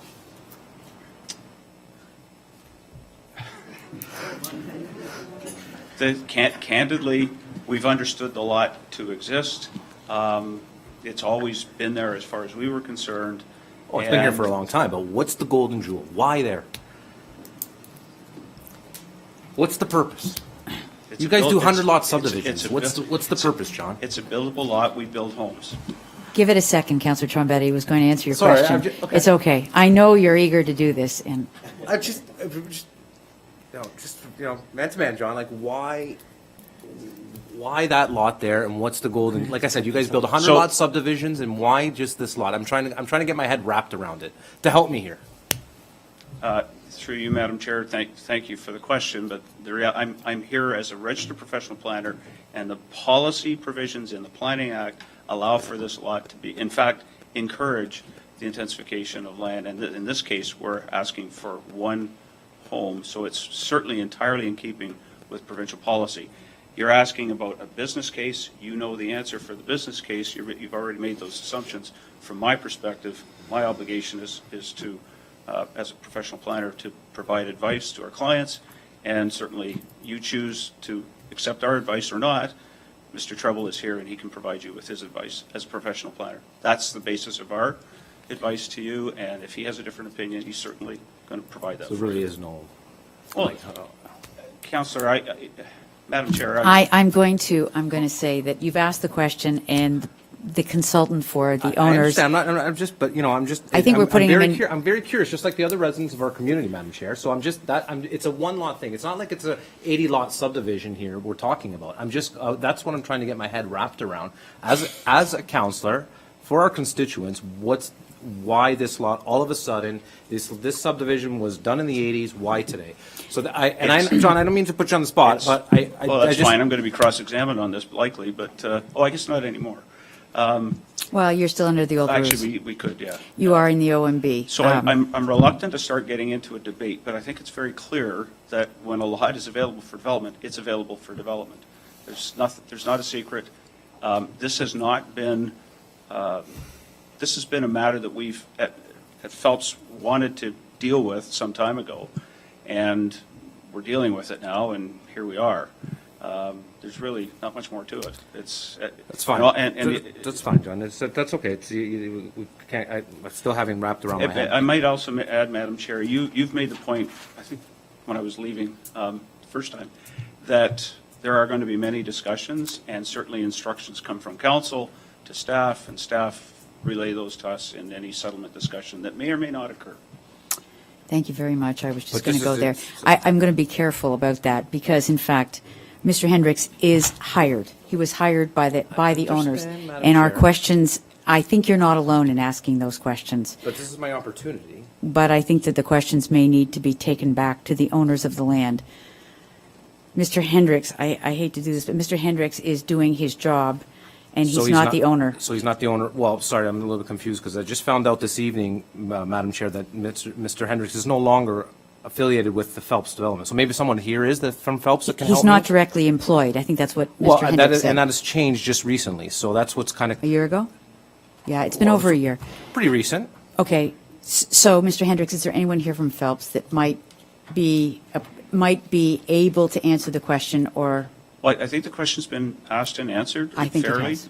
And I've probably gone further than some would want me to. Okay. I just find that. Okay, don't. okay. We understand. The question's been asked and answered, and I apologize, and I'm not trying to cut anybody off, but the fact is that I think the best thing I can say is the Fine, question's save been my asked and questions for answered. later on in the report, Madam Chair. That Thank you. question has been asked and answered. Thank you. I have Councillor Billsman. I do have a speaker's list, so if you'll indicate if you want. Okay. Should I stay or go? No, you can go, yeah. Oh, who knows? Thank you, Chair. My questions have to deal with, so I've been flipping back and forth between the picture that we received in our package and a Google map. So I have a good idea what this looks like aerially, and I see that there's a lot of trees on the property. I don't, I have walked across that bridge many times, but you know how you don't actually pay attention to every tree and spacing and stuff like that. So my question is to, I don't even know if I can have it answered, but I want to ask the question with regards to the tree envelope on this property. because it's a bank, and if I'm looking at the lie of the land, there's a bit of a bulge there, and so my concern and I have a bit of I have an engineering degree too. When we start removing trees and those kinds of things from a bulge, we have the tendency to lose the whole bank. We have the potential to lose the whole bank. So that's of concern to me. And if I can get an answer with regards to an assurance that we're not going to undermine the slope or the existing bulge, we take trees away and we put a foundation in, we create lines, shear lines in that, and sometimes you can even lose a whole. I've seen it, pictures of it, where you can lose a whole backyard, and then we have a major problem. So part of the ability of that bank to withstand high water levels is because it has trees and such on there. There is a narrowing. There's definitely a narrowing to the prism at that point. So I just I'm going to ask that question. Those trees, the foliage, is of concern to me, and if somebody can answer it tonight, that'd be great. But that's my concern. Anybody? No. Mr. Treble, did you want to make any comment on that question? I can make a couple of comments, Madam Chair, but it's probable that that's one of the discussion points I should have with the Conservation Authority as well, just to make sure that we're all on the same page and they've taken into consideration impacts from removal of trees and the weight of houses and foundations on the remaining soil. From what I understand, the preferred building area is likely inside a cluster of those trees, and trees are allowed to be removed for the purposes of a building permit under the tree cutting bylaws. So tree removal as part of that building permit process would be allowed, and I believe that is inside the area where the house would likely end up being constructed. But as for the rest of the point and the concern, I would defer to consultation with the Conservation Authority. Okay. Councillor Rayner's stepped out for a moment, so Councillor Gannan? Thank you, Madam Chair. My question might also be one, Mr. Treble, that you might want to direct to the Conservation. I'm concerned about the soil along there and the type of soil it is. We all know that many of us live on, good old clay around here, but stream and creek banks are often made up from past years of a lot of deposits and other types of soil that has perhaps more air involved and whatever. So I'm wondering if there have been any soil studies done in conjunction. I mean, we've lived here 47 years. I've seen that myself, creek flood, more times than I can probably count. But certainly it has happened more often during the last few years. So I would think that it would be wise for the Conservation Authority, if not others, to do some kind of a soil study to find out whether, in fact, the soil in that area can support a building. I think that there might be some concerns around that as well. I also just wondered through you, Mr. Treble, if you could, if you know when the last 100-mile floodplain, I mean, it has been the general understanding of people who've lived here that that's floodplain, and, people have had trouble getting in, swimming pools in their backyard, or, putting sheds at a certain level in their backyard and whatever because of the perceived floodplain and exactly where that comes. So I'm not sure what year the last mapping was actually done. And certainly we know that climate has made some changes to that, so. Through you, Madam Chair, in response to the first question, I will consult the Conservation Authority to see what they have seen in the way of sort of engineering analysis of the soil stability. Geotech comes to mind, but I don't know if one was done or not. I haven't any way of confirming that right now. With respect to the second comment, the floodplain mapping for this area was completed not all that long ago, and I'm sorry, for the life of me, the exact date is completely escaping me. I don't know if the mayor would recall or not, but I do recall that it was sometime, I would say, within the last 10 years, but the exact date's missing. So relatively recently, not something that is 50 years old. Within the last 10 is my best statement right now. Certainly, it's something that you can address as you bring back the comments to your recommendation report, but the mayor's just indicated that he thinks it's a very 2006, but that'll be corrected for the correct number. Okay, thank you. Councillor Rayner, and then Mayor Joyner. Thank you, Madam Chair. Is it possible for Mr. John Hendricks to come back up to the podium, please? I'm sure he can listen as you speak on his way back, certainly. Wait a minute. There he is.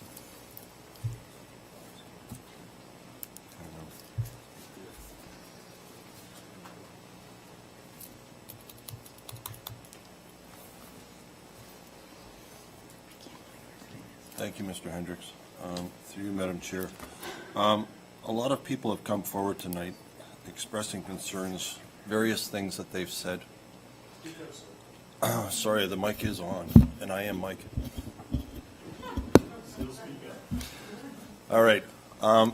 Anyways, I've been investigating this further, and I have a couple other questions, and I hope you can answer them.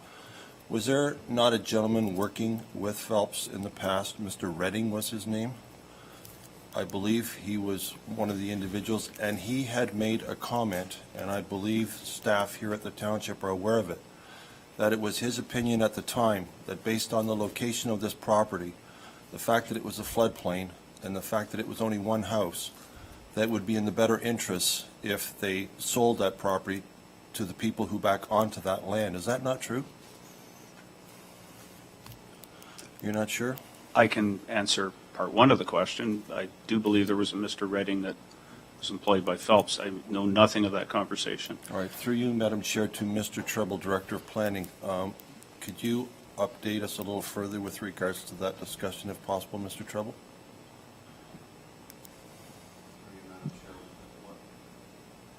What I'm aware of is as we heard from one of the neighbors here tonight, and that was that there was an approach made to Phelps about the possibility of selling the line. But I'm not aware of where that went. It sounds like a proposal tonight, where it would be more than the fact that it was mentioned as something that the community would like to know. I think you've turned your microphone off now, but, okay. So the answer for those that didn't hear, Mr. Treble is saying some people this evening made reference to an offer that was made to Phelps that they heard nothing back for, and that's what Mr. Treble is aware of. Right, through you, Mr. Hendricks, are you aware of the reason why? What I'm trying to get past here is the developer's here to make money. The developers take agricultural land and put it into subdivisions to make money. But they also have a corporate responsibility because they're part of this town. They're a part of what makes this town grow. Therefore, they should work with the people, understand the people, and in order for them to continue and grow and develop, it's all based on word of mouth, based on sales. And when word gets out that they are good corporate citizens, that they care about the community, that they care about the people around they build, that increases their sales, that increases their credibility. What's happening tonight is the opposite. You've got a whole bunch of people coming here, and they're complaining about something that they feel, number one, is, well, I can't say illegal, but it almost like it's on a floodplain that no one can really determine. And who says the 100-year floodplain is not going to be the record-breaking one coming up? We don't know that. That we have people that have said that they've even cut the grass, and there has been no indication from Phelps whatsoever of even a thank you, not to mention to pay for the gas or anything. That there had been in the past a discussion with regards to the possibility of purchasing the land from the individuals who back on. And the fact, as I mentioned all this, that it's only one house, and we're going There's through a question all in this. there, right, Councillor? I'm getting to the... I knew you would. Can you please explain to me why there is such an insistence that this has to be done when it's very clear tonight that in the interest of the people they live around and work with, that this is not in the best interest, and surely to goodness the amount that they're making on this one house cannot justify the damage it's doing to their credibility. Have you got an answer for that for me, sir? No. I don't think you have. Madam Chair, obviously this is, you've chaired enough meetings. I'll leave it at that. What might be helpful somewhat to the question, there's a diagram you haven't seen yet, but it's in your reports, and maybe the public would benefit from seeing it. It just shows the amount of land that's being proposed for dedication to the municipality around the lot. I think there's a misunderstanding as to, well, let's just get facts on the table in Well, terms let's of, that partly address the question. Let's do two things about this then, Madam Chair, if I may.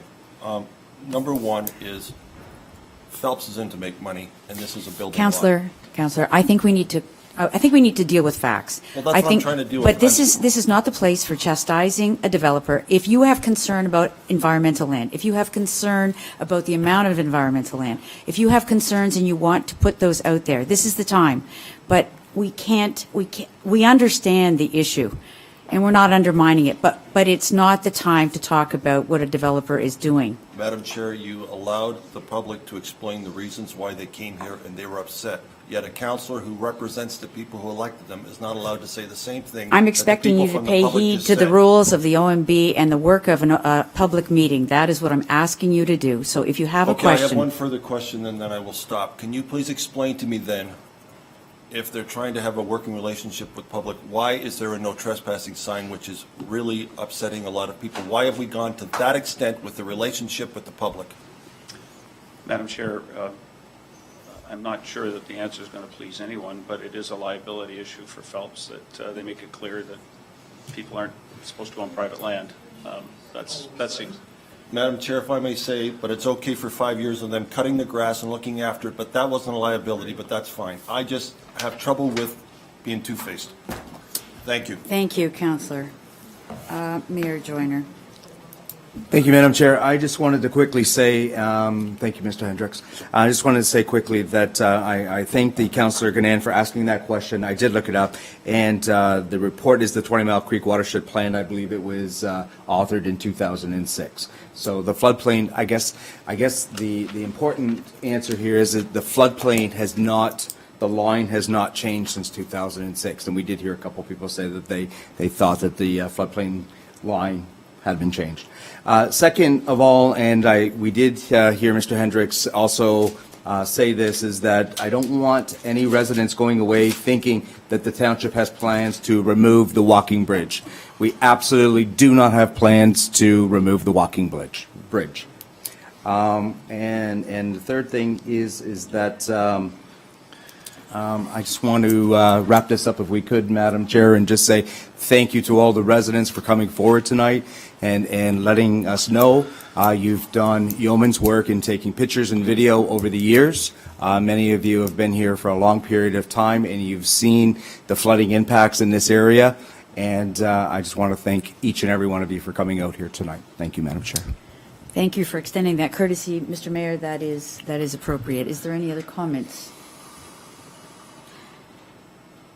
You know, chairing a meeting that is a public meeting is a very hard thing to do, and I hope that the public realizes, as I tried to say earlier, we are here with open minds.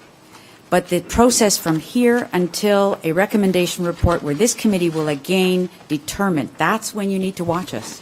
When we come with a recommendation report and we either accept a staff decision or we make an alternate decision, that's where we will be doing the things that we are supposed to do. Tonight is about listening to all sides. Tonight is about putting our concerns out there. Tonight is about getting as many facts as we can, but when the report comes back, we ask questions tonight so that they can come back. This is the record that the OMB will listen to tonight.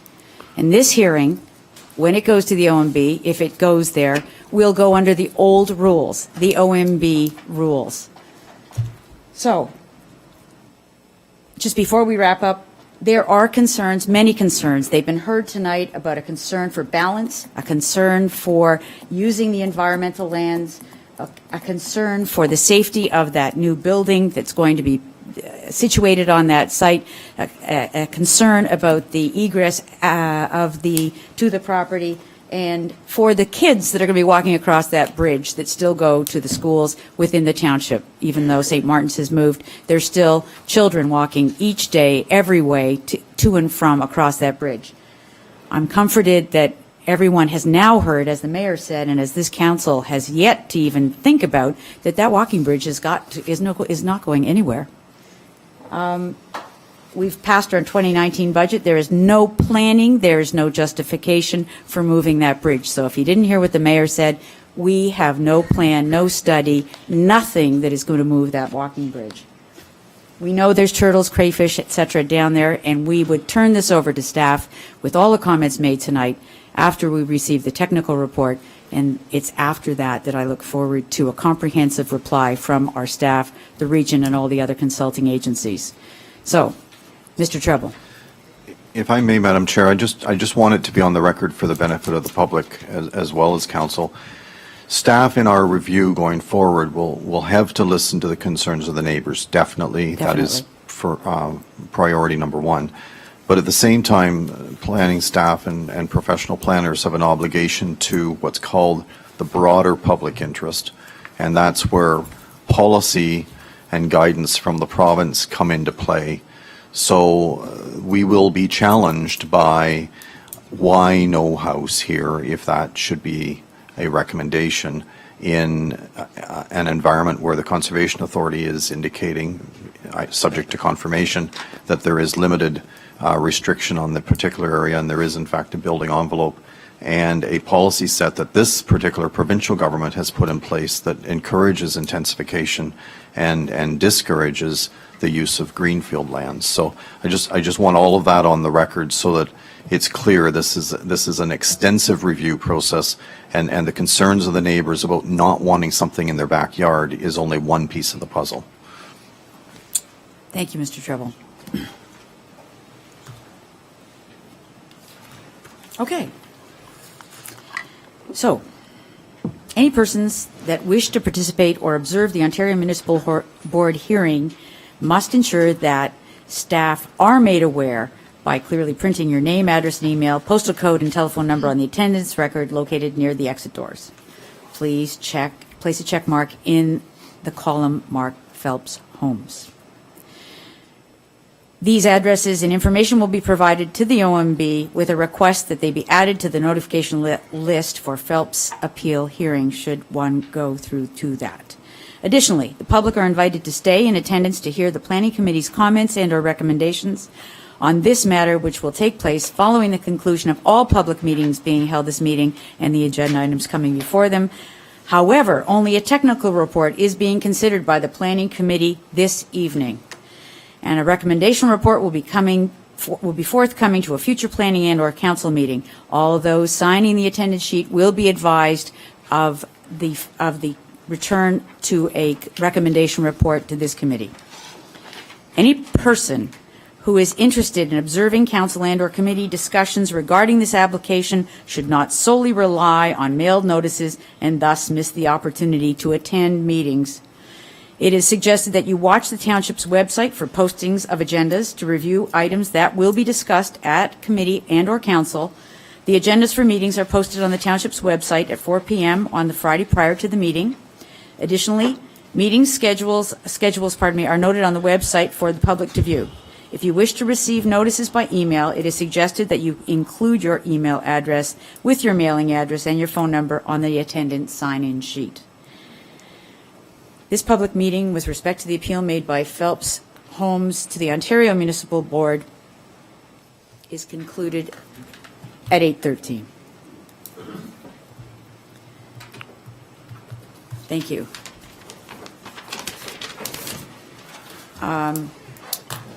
Now, we have a number of other hearings. We also have people here to discuss matters included in the agenda. I'm at the will of committee, but since we haven't gone into the public meetings under the Planning Act, what? The hearings?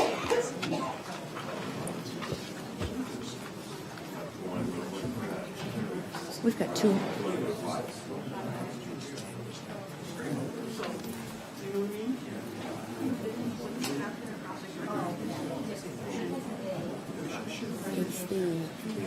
See, I don't even know what.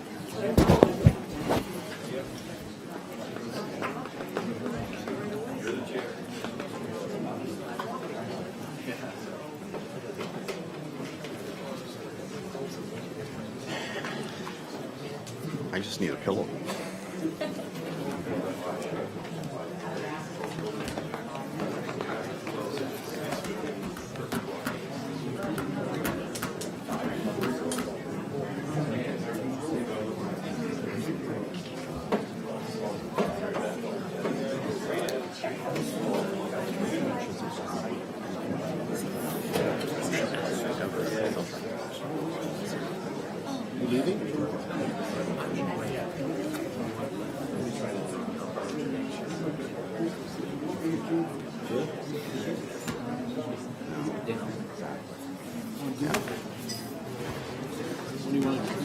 But, you know, they're shrewd.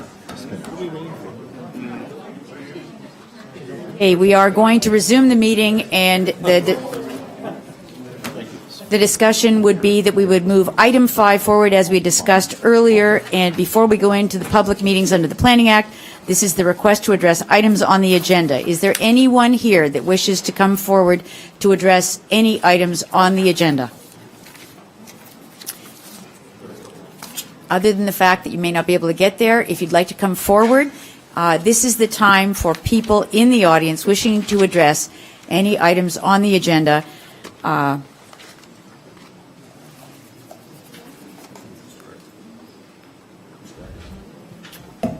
I'm sorry, Mr. Eckert. I just saw Mrs. Vaughn walking by, and I thought, but she's leaving. All right, Mr. Eckert, I know please. I'm a tiny guy. It's You hard to are. say. Don't turn sideways, I'll miss you.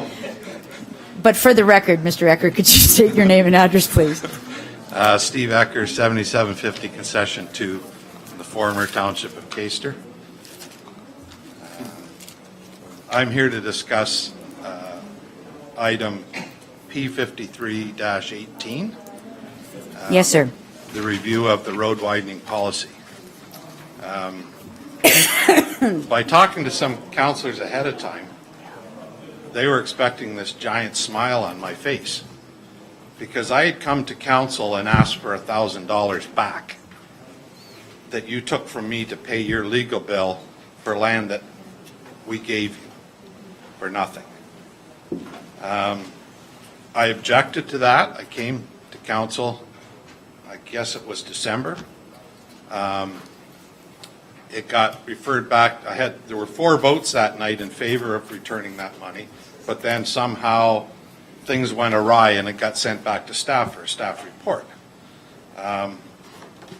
This is how much paper I've got on this simple issue, which is part of the problem.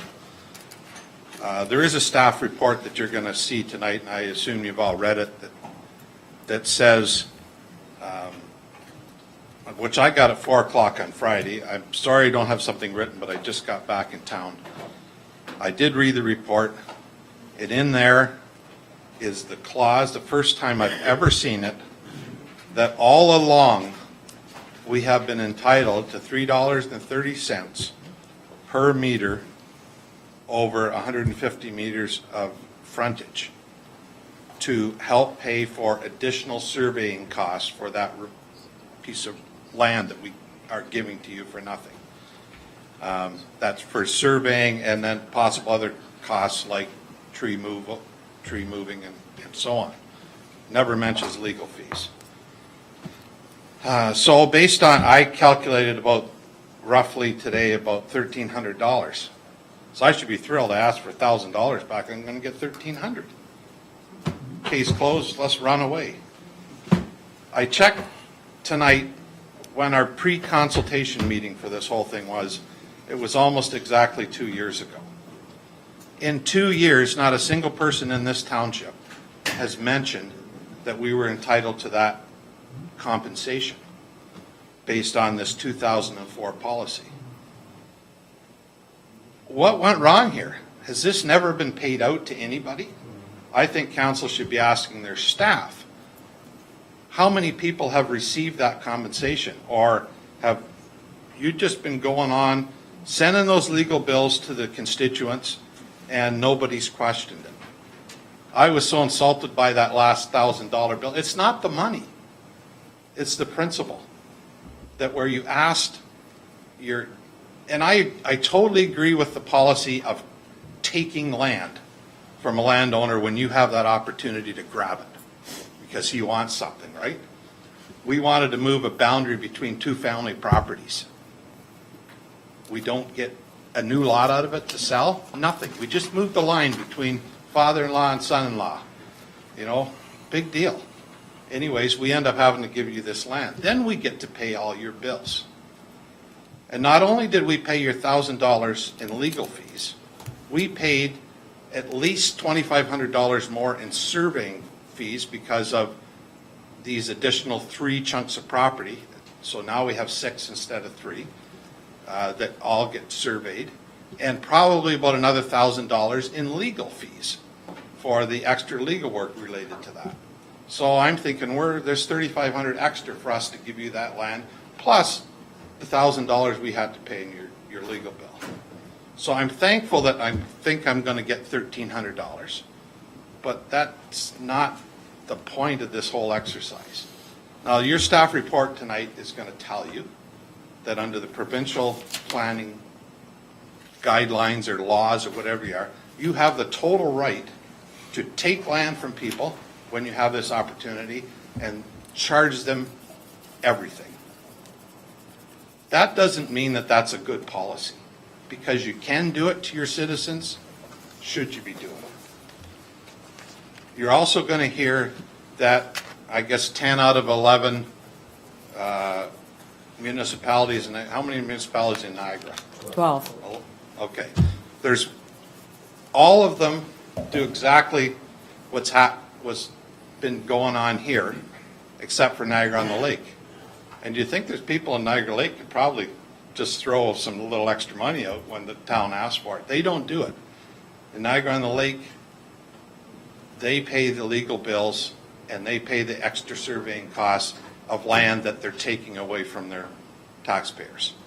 So there is precedent that you can have a different policy. Again, I'm not prepared here. I'm just going off the other thing, $3.30 per meter. That was set in 2004. I quickly grabbed the CPI indexes from 2005 to 2017, and normal inflation would escalate that to $4.11. So there's something. The town has owed us a payment for 3 months. I think we are entitled to send you a bill for interest on forgetting to pay us. Because if I forget to pay my taxes, I have to pay probably 2% per month or whatever it is. So there's a whole bunch of things that aren't right here. And I really think the bottom line to me is that if the town is taking something for nothing from their taxpayers, and we're not talking about a new lot that's saleable, or we're not talking about a development. If they're taking this land for road widening because they have the opportunity to take it, then at least you should do is pay the extra legal and surveying costs of the taxpayer, and you should pay your own bills. Bottom line, that's all I got to say. Thank you, Mr. Ecker. Are there others in the audience wishing to address committee on any item on the agenda? Please come forward. Whoops.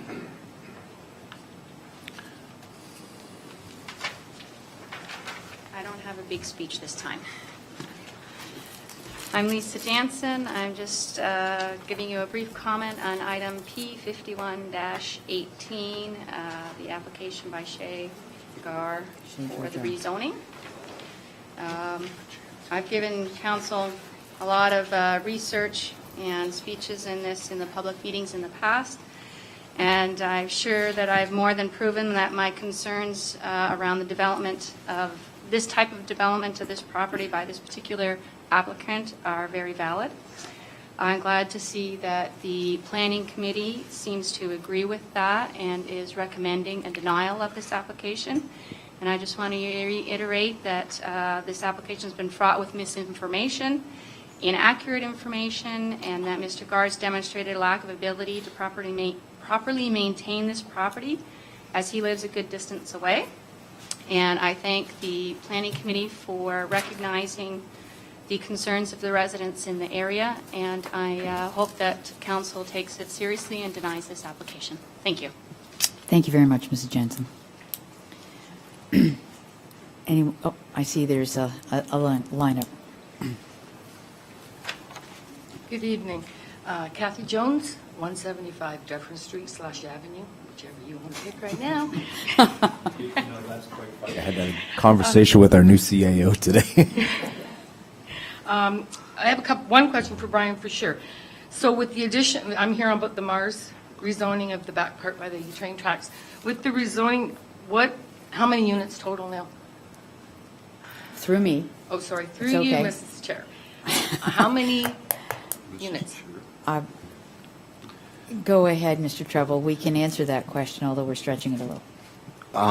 Through you, Madam Chair, there's actually a public meeting yet to come, so we... I understand. I thought that we would just, you do know the number that's Well, being asked for? No? I Never can mind. I can confirm it all, but there's 63 units proposed in this plan of condo. Right. Plus whatever is in the front lands that have been approved previously. Right. The public meeting is yet to happen, Okay. so all of that will come out. So you want me to And wait then? you should, yes, Okay. because your question would be better asked for the public meeting. Okay, you had just said whatever was on the agenda. Oh, yes, sorry, but if it's in a public meeting, you should ask your questions there. Okay, but Otherwise, if I wanted to make a comment then and not ask the question, was that all right? you should do it then, too. It'll be recorded for your, as a comment made if this goes forward to the, what will be the replacement for the OMB. And I know it's there, it's the LPAT, Yeah, I know, I got LPAT, it. I got it okay? written here. So it does fall under that then? eh? Yes. Okay. Okay. Good to know. Okay.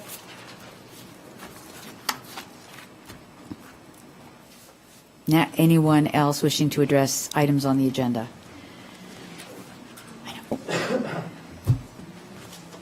Mrs. Vaughn? I'm so bad with names, it's very unusual for me to know anybody's name. I'm so proud of myself of remembering people. Okay. But you still need to state your name and address for the record, please. Good evening, Madam Chairman and members of the council. My name is Catherine Vaughn, and I live at 525 Crick Road in West Lincoln. And I'd like to thank you for the opportunity to speak here tonight on an item on the agenda. And I'd like to also extend a warm welcome to our new CIO, Ms. Hendry, and we look forward to meeting you and working with you in the future. The agenda item that I would like to address, I apologize for not knowing the number of, I don't have an agenda, but it deals with the tree replacement issue that was connected with the Niagara Wind Farm installation and wind turbines and the transmission lines. Approximately 6,800 trees were removed during this venture. 6,800 trees, that's a big number to wrap your mind around. The wind farm has compiled a comprehensive and accurate inventory of these trees and has passed on monies to the affected municipalities to aid in their replacement. We would like you to know that there are several members of the West Lincoln community, including owners of affected properties, some of which are here tonight, that would like to support the Public Advisory Committee's recommendation to have community involvement in the tree replacement project. We were very glad to see this item come up tonight, and we would just like to commend you for having it on the agenda tonight. Additionally, we are fortunate to have a specialist in locally sourced native trees in our area. Mr. Adam Koziel is the owner of Earth Gen Tree Nursery. He lives quite near us, right along the Canberra Road west of our farm. And I think with your indulgence, he would like to speak to this issue as well. And thank you for allowing me to speak. Thank you, Mrs. Vaughn.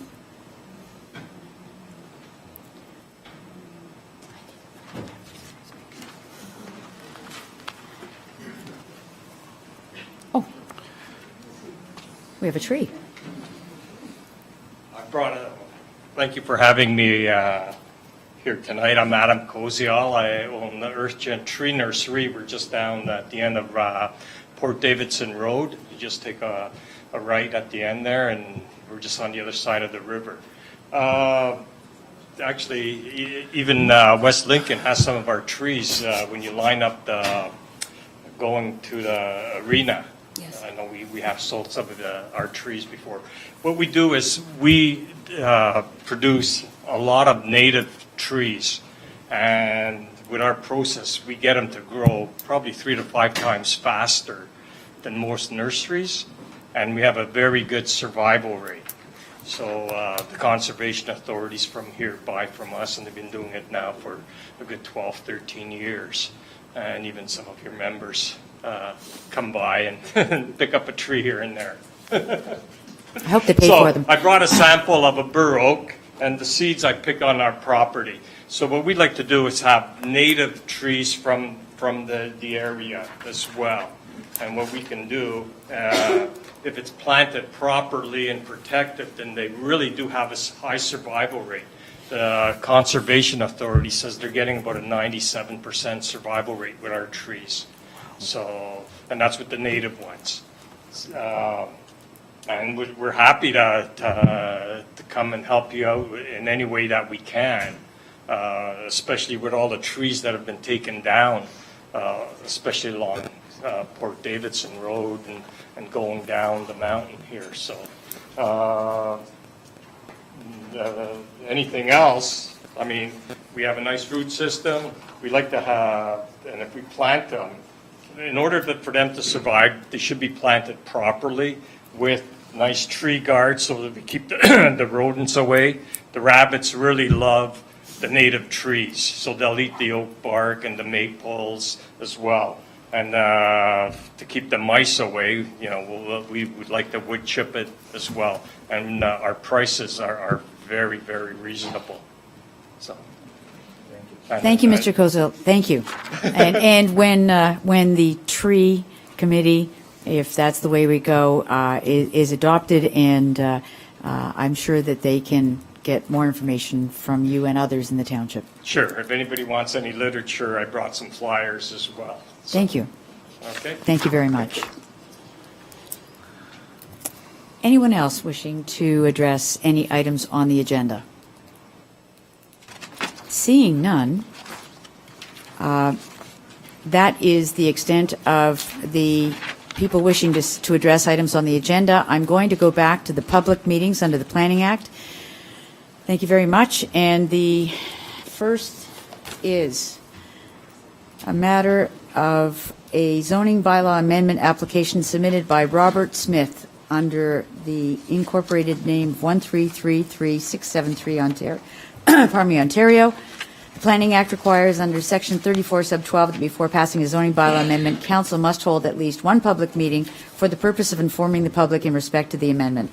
The purpose of this public meeting is to receive comments and answer questions from the public regarding the amendment to the Township of West Lincoln zoning bylaw.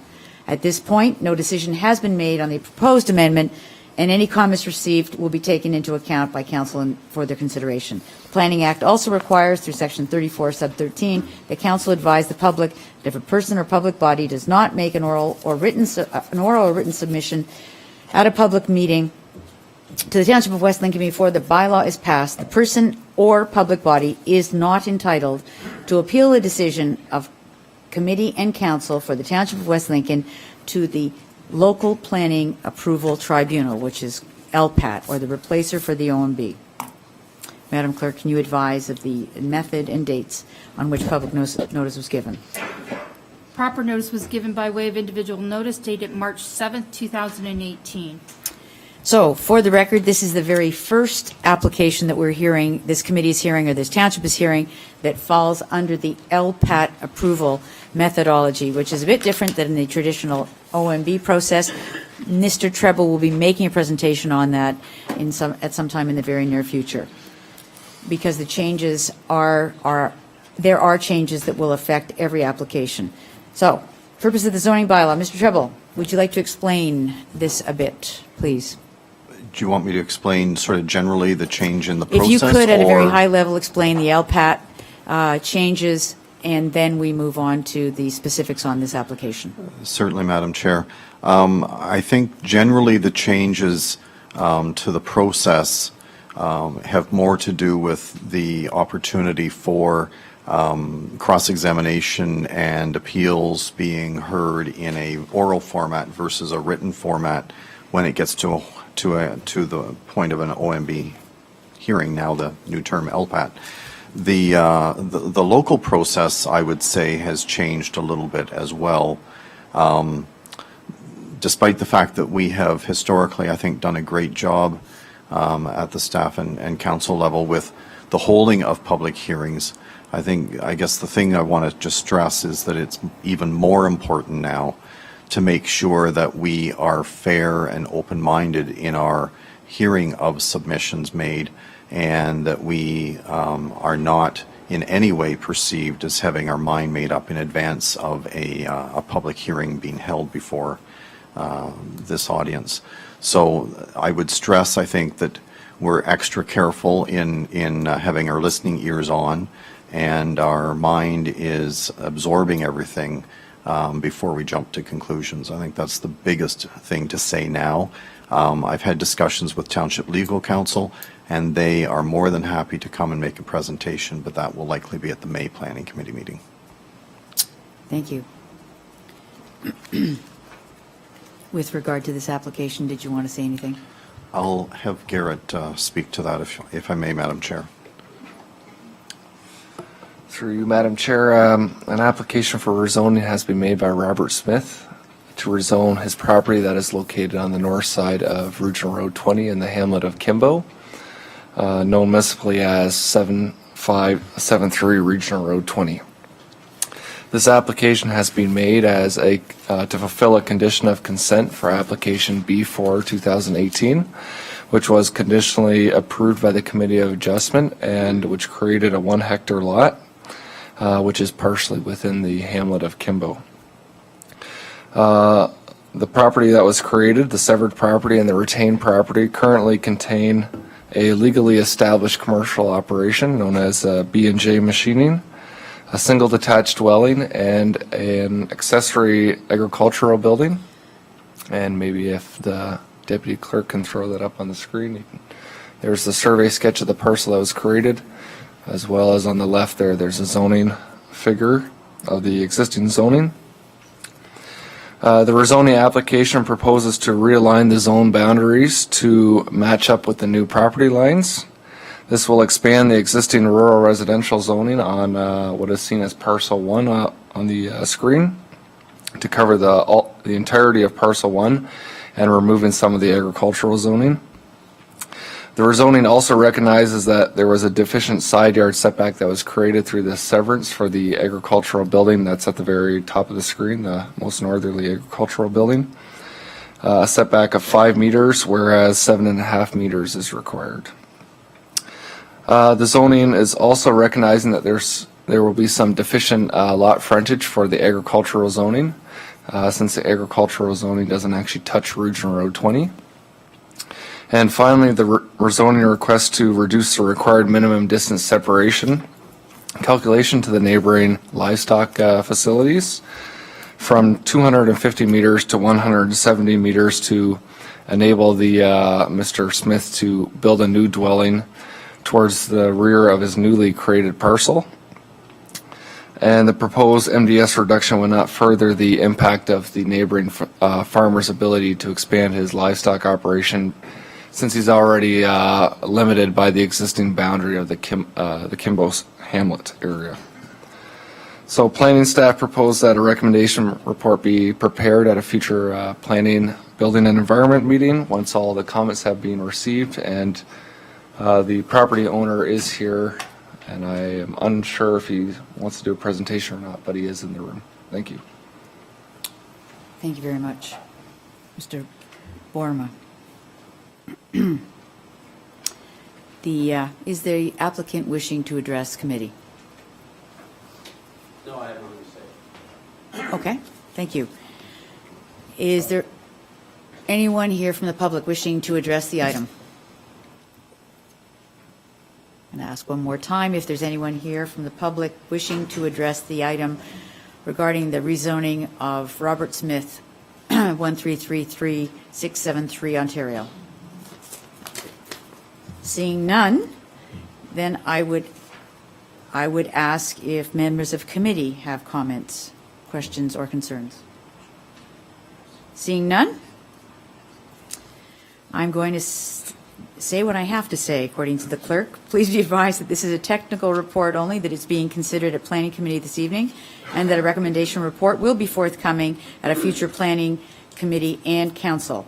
Please be advised that once the Planning Committee and/or Council have made a decision with respect to the zoning bylaw amendment, and if approved by Council, a notice of its passing will be circulated with an appeal period. There is an attendance sign-in sheet, which is located on the table near the exit doors, which we would ask all here this evening to sign. Please ensure that when signing the attendance sheet for this evening's meeting, you indicate with a check mark in the column marked Robert Smith if you wish to be advised of any subsequent meetings and/or decisions on the matter. We also advise that people who are interested in observing council and/or committee discussions about a particular bylaw should not solely rely on mailed notices and thus the opportunity to attend meetings. It is suggested that you watch the township's website for posting of agendas to review items that will be discussed at a council and/or committee meeting. The agendas for meetings are posted on the township website at 4 p.m. on the Friday prior to the meeting. Additionally, meeting schedules are also noted on the website for public to view. If you wish to receive notices by email, it is suggested that you include your email address with your mailing address and your phone number on the attendance sign-up sheet. I declare this public meeting on the zoning bylaw amendment concluded at the hour of 8:40. Okay. Pardon me. The next public meeting is for a proposed draft plan of condominium and zoning bylaw amendment for Mars Homes, Inc., for a plan of condominium on lands depicted as Block 47 of Old Town Gateway Estates.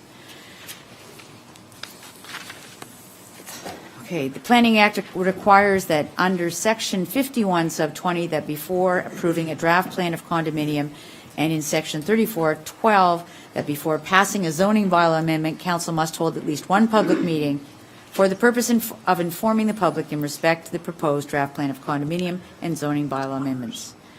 The purpose of this public meeting is to receive comments and answer questions from the public regarding the draft plan of condominium application and/or zoning bylaw amendment.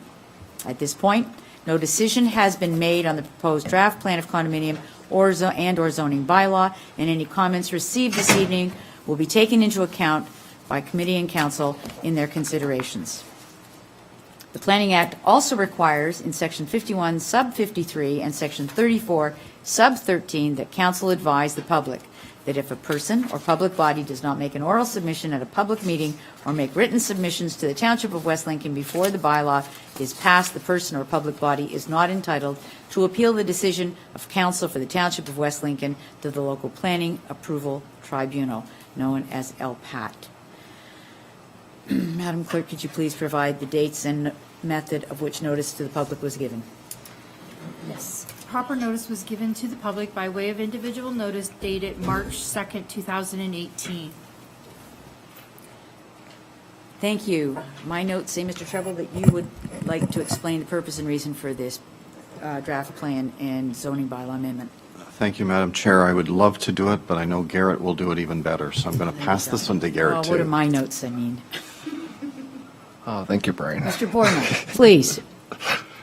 No Through you, S. Madam Chair, an application for rezoning draft plan of condominium and a site plan has been made by IBI Group on behalf of West Niagara Enterprises and Mars Homes for the parcel of land known as Block 47 of the Old Town Gateway Estates plan of subdivision, also known as Smithville Station, which is located on the north side of Regional Road 20 or St. Catherine Street within Smithville, located on the former TH&B rail lands.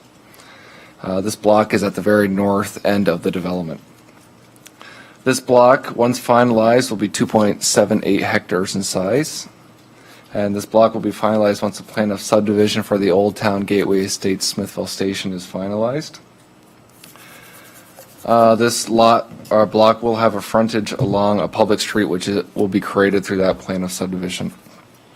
The property is currently zoned development.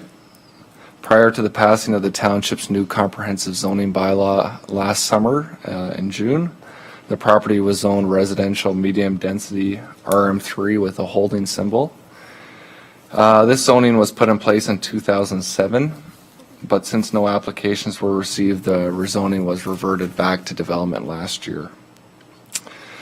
The applicants have now applied for these 3 applications, a rezoning, a draft plan, a condominium, and a site plan to permit the construction of 61 townhouse dwelling units and 2 semi-detached units totaling 63 dwelling units on a private condominium street.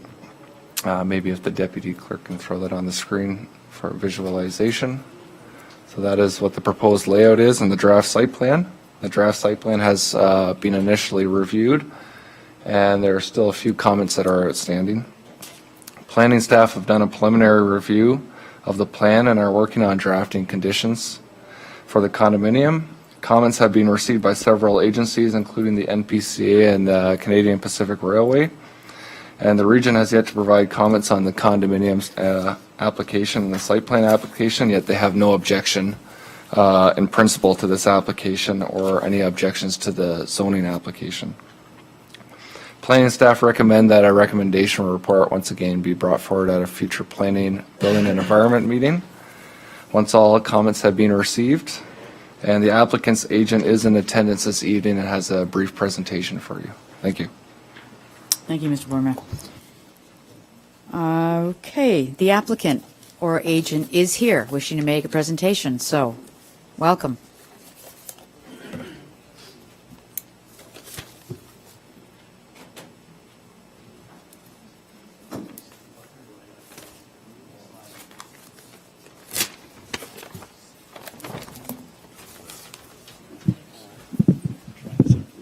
Thank you, Madam Chair. My name is Jared Marcus. I'm here from IBI Group, and I represent West Niagara Enterprises, Inc., who are the prospective purchaser of the subject lands, which are Block 47 in the Old Town Gateway Estates development. As you're already aware, the Old Town development has a pretty lengthy history, and its location is generally to the east of downtown Smithville, located on the north of St. Catherine Street, which is here. The subject lands are identified in red on the sketch or on the image here, with the remainder of the Old Town subdivision noted in blue. As Mr. Borma has mentioned, the subdivision lands were formerly part of the TH&B rail lines, and the subject lands are vacant with some generally sparse vegetation cover, though most of that is now gone from land stripping for the prospective developments. Subject lands generally are surrounded by some low-density residential here on Dufferin Ave to the east of the development. You have Smithville Garage to the south, St. Catherine Street to the south. Moving to the west, you have Union Cemetery and some single detached residential on the end of Morgan Ave Court. And further up on the west, abutting the actual subject lands tonight, we have the Galaxy Pallets Industrial Company. To the north, you have the CP Rail Line. Further north, the Industrial Business Park. And as I said, you have some small low-density residential backing onto the subject lands on the east side. The next slide shows generally how the subject lands fit in with the Old Town development. Again, you have the subject lands outlined in red here, and you have St. Catherine Street to your south. Dennis Drive is the proposed municipal road, which will provide a road loop from St. Catherine Street to the development, through which our development will gain access. You have two entry points here, one on the east and one on the west, both to Dennis Drive. All the municipal servicing will also be gained through Dennis Drive. So you heard a bit of a chronology from Mr. Borma. Again, this has a pretty lengthy history behind it. It was, in fact, the very first project I worked on when I started with IBI Group 13 years ago. So that's how long I've been there. That's how long this has been ongoing. So as Mr. Borma said, so you were two? Pardon me? I was two. Thank you.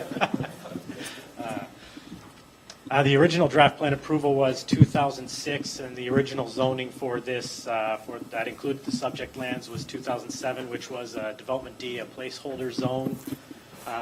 2007, our clients, under a different name, initiated a zoning amendment to go to the RM3 residential multiple zone, no site-specific amendments to that zone. But the holding provision, as you heard, was attached to that. That required servicing frontage on a public street, which would be Dennis Drive, and that our applicants, or that the applicant go through a site plan control application. After that, there was a number of iterations that the broader subdivision went through, some rejigging of lots, more towns, less singles, smaller singles. All this happened, but the constant was that our block was always intended for multiple residential dwellings, so that's never changed. We fast forward to 2017, where the township updates their zoning bylaw, much needed updates, and unfortunately it slipped by us that the zoning permissions were supposed to be removed. That's kind of on us to notice those things. So unfortunately we didn't. We would have argued that they should stay, but here we are in 2018, where we've made site plan and vacant land condo applications, and now the zoning application that's before you tonight. The next slide up shows colorized rendering of our development proposal. If the sketch went far enough, you would have St. Catherine Street to the south, but this is Dennis Drive, which loops around, and that provides our municipal road connection to the development. Starting on the east, you have your first connection, which private road connects to Dennis Drive. Private road comes up and runs east-west along the CP rail lines, and then comes back down and connects at the westerly terminus. What you can't really see, unfortunately, on this sketch is that there's a dark gray line, and that runs here to this point along the south side of the east-west road there to this point, and then connects back down to Dennis Drive. That is a private sidewalk in the development. It's 5 feet wide, or 1.5 meters, your standard sidewalk. That would connect every single unit within the development to the municipal sidewalks on Dennis Drive, and ultimately to St. Catherine Street and the rest of the municipality. It should note that the private road is 20 meters wide, or 20 feet wide, or 6 meters, which is your standard private condominium roadway width. That allows for two-way traffic for the development, and all the units front onto that private condominium. So starting at the east here, you have two-story semi-detached units moving up to the north, and then continuing along east-west, and then back down. You have 9 blocks, which contain a total of 61 two-story townhouses. They would function essentially the same as a street townhouse in the broader subdivision would, the only difference being they're on a private condominium roadway. The next feature is a berm running across the north of the property line. This is a 1.5 meter high earthen berm, and on top of that would be a 2 meter high wood board fence, and that would provide, the berm would provide that crash wall safety from the CP rail line. That's one of their main line requirements, and the wood fence would just provide some privacy from that to shield that from view. Similarly, running down the westerly side of our property, you have a 2 meter high earthen berm, and on top of that a 1.5 meter high board fence, and that provides some privacy and separation from the Galaxy pallets, which are located just abutting that boundary here. There is a 20 meter limit of separation between any proposed building and the Galaxy pallets. That helps us meet some of those D6 environmental guidelines. And similarly, you do have a 30 meter separation from the property line limits with the CP rail, and that's a building setback line. Within that, you're allowed to have required parking, roadways, things of that nature. So starting here, you'll see we do have some visitor parking in this location, and then more parallel visitor parking running along the north side of the private lane. We do have 41 visitor parking spaces, so for 63 units, that works out to a ratio of about 0.65. On top of that, each of our units has a private garage and a private driveway. So in total, we have about 2.65 parking spaces per dwelling unit, which is a little bit higher than what you would typically see in a townhouse development, which might have 0.5 or lower as a visitor ratio. That would mean that we can meet all of our parking requirements in the site and then some, so there will be no on-street parking pressures for the development as a whole. I know that's always a very large concern in these Niagara municipalities. Where do you put all the cars? You keep jamming units in, where do you put the cars? So we've solved that.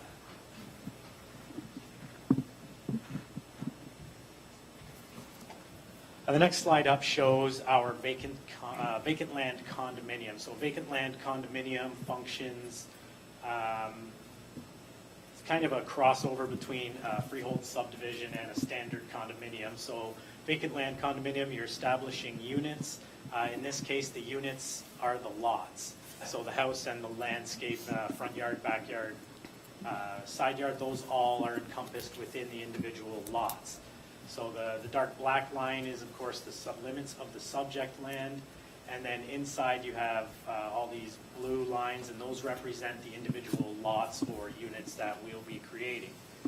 This larger vacant land area that you see here, that is the common element block. So the common element block would contain the private road, the private sidewalk, the private visitor parking, those 2 earthen berms, sanitary storm, water main, all those, then some general landscaping. All those would be included within a common element block that would be maintained by the condo corporation that's established once the condominium is registered. So all the lots would pay their fees into that, and they would be responsible for the snow maintenance, the landscaping maintenance, responsible for everything with the exception of the regional waste collection we have designed so that the region can come on site and collect all that waste. We have had those discussions, so we're confident they'll be able to move forward with that.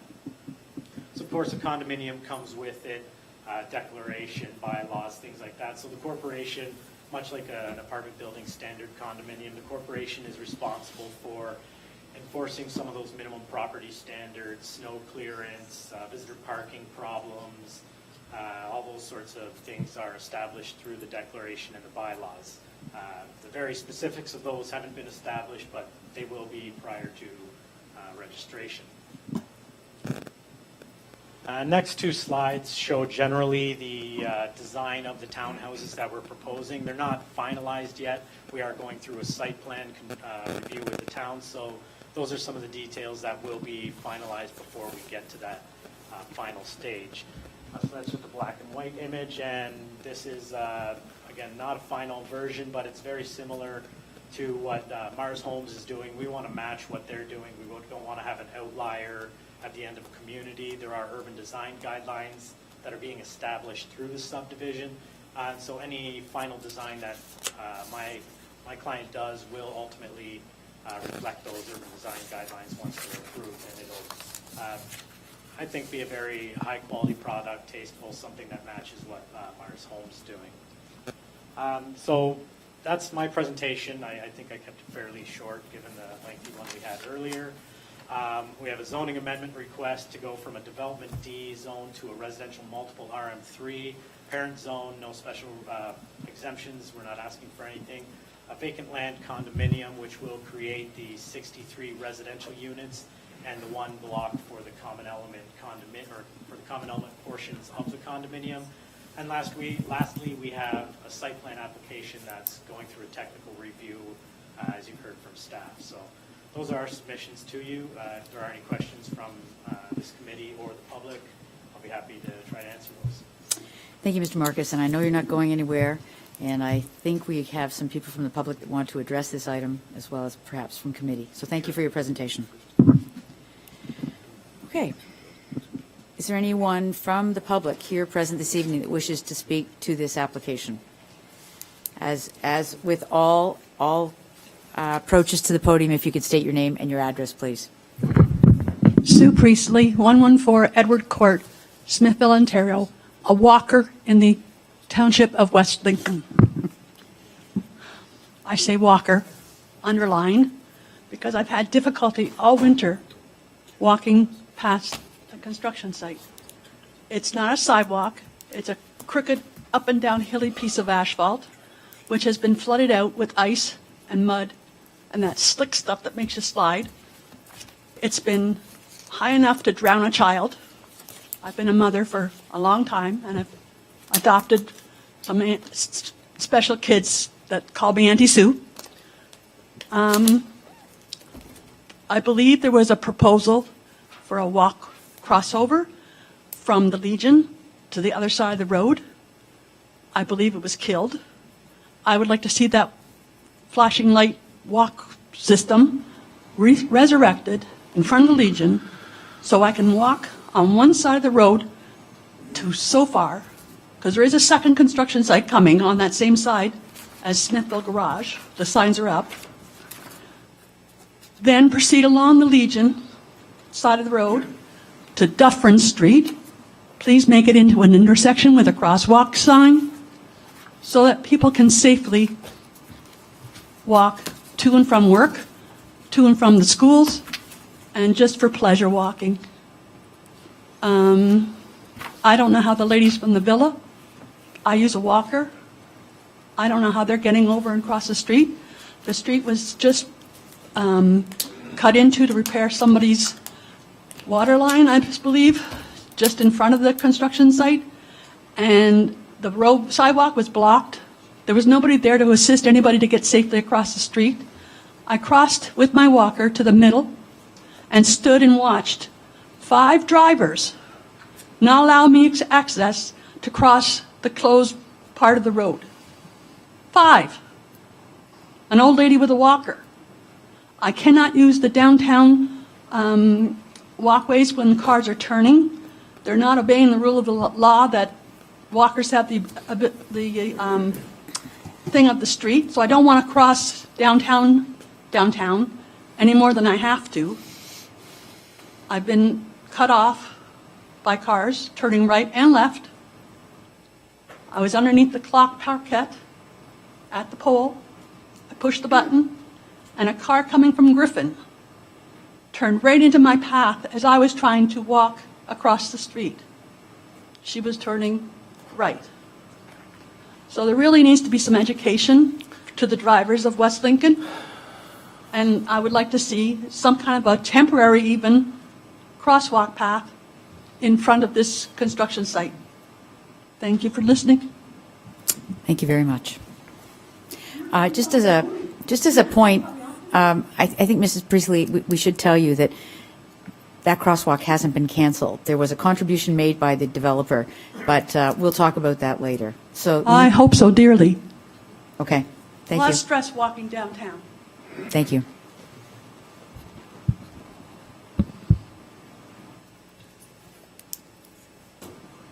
Anyone else wishing? Sorry. Welcome back. My address again? You should state your name and address for the purpose of getting it recorded for any action that could move forward beyond us. Okay, so Catherine Jones, 175 Dufferin Street / Avenue. My first question through the chair is how many units total? Take these 63 and all the rest of it, what are we looking at for a total? I believe. Mr. Treble, sorry. Through you, Madam Chair, if I add up the singles and the towns and semis and just give a total number, it would be 169. Okay, so originally when I came back in the fall and we discussed that they wanted the smaller park and they wanted they wanted the park smaller to add an extra condo over on the side behind Morgan, and there was a promise of a crosswalk that they would pay for and a $10,000 cash donation to the township. And so the park was based on that, and now you want to add 63 more units and keep the park small like that? And I'm sure those children are going to use this park that was already made small to accommodate Mars Homes, correct? I don't believe that's correct. I believe the park was for the entire site, which included the townhouses at the back. But they weren't approved. Not at the time, but the sizing of all But of I it. thought this number was way less than that. And then I thought, and that made my math, it made sense, adding the 63 on, but it wasn't that amount when we were here back in the fall. The other question I have, since Bill, you know what, just to go back to this lady that just spoke, I too am a walker with 2 dogs and sometimes a stroller with a grandchild. I had concerns about the way that went sloped. I've said it from the beginning about the water issues and the drainage in that field. And just so you know, and the developer is very aware of it, my sub pump pumps to that field. So there is a water issue. And I might not be an engineer and I might not be a contractor, but I can look up my backyard and see the different slopes from Morgan Street, the cemetery, and the CP rail. It's not rocket science. I think the road, 20 highway, should have been raised more. That would have alleviated some of the problems. But I was out for a walk one day and a car leaving the Mars Homes model home couldn't get out onto 20 highway and blocked the sidewalk, and I waited and waited and waited. The traffic for that many houses and condos, because you're going with medium and high density, is too much for 20 highway to take. So you've got that. You've got the condos in the old soccer field, which is across from the Legion. There's no crosswalks. Oh, I'm wrong. During the winter, it was frozen over, and somebody put signs right on the sidewalk saying, please cross to the other side. Yeah, but they want me to cross the street. You know, they blocked this. I don't know who blocked it. I don't know whether it was Mars, whether it was the Region. I phoned the township. I don't know who put the signs there, but there were signs blocking the sidewalk saying, please cross 20. So I'm going to cross 20 with a grandson and a buggy and 2 dogs. It's ridiculous.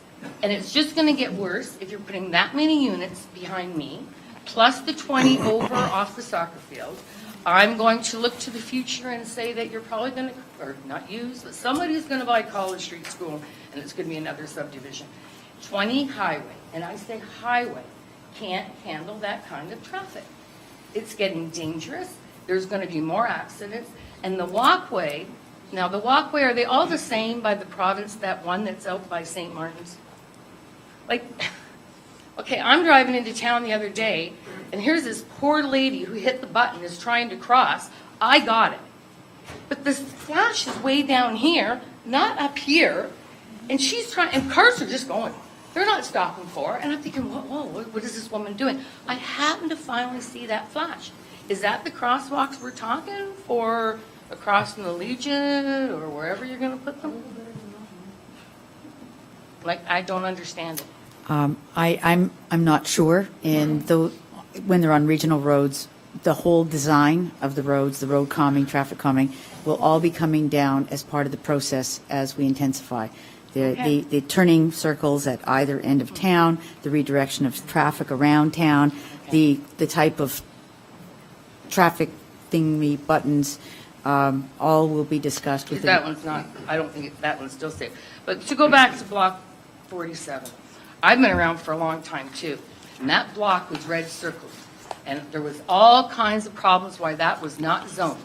There was because the fire department made a presentation, they thought the road was too narrow for the trucks to get in. There was a problem with parking. There was a problem with, there was talk about what to do with the garbage. There was talk about what to do with the snow removal. There was talk about not just Galaxy Pallets being there, but the noise created from Galaxy Pallets. I live over on Dufferin, and on a nice clear night, I can hear Galaxy Pallets. Doesn't bother me, but that condo unit that's going to be closed could be a problem. And then we can go on to Bill 139. Now, I quote Bill 139 as saying, places greater authority in the hands of the elected municipal council and local planning authorities. If that's the case, when this development first went through, Dufferin Street 1, I hate using the word 1, but there was all kinds of zoning changes, and the citizens on Dufferin came here, and we got our 50-foot wide lots behind our houses, and we got all these things that we had asked for. Then it gets sold and sold and sold, and then we come up to what happened last year. We lost the 50-foot wide lots, and you guys put, well, not you guys, I realize the OMB and all of that's involved, it went down to 40. So I'm really sorry that this was misplaced or wasn't looked after years ago, but now we're dealing with today. And now we have Bill 139, and I don't know why this can't go down to low density. I don't know how that can change. I realize this has been on the books for a long time, but Dufferin Street got a lot of concessions years ago.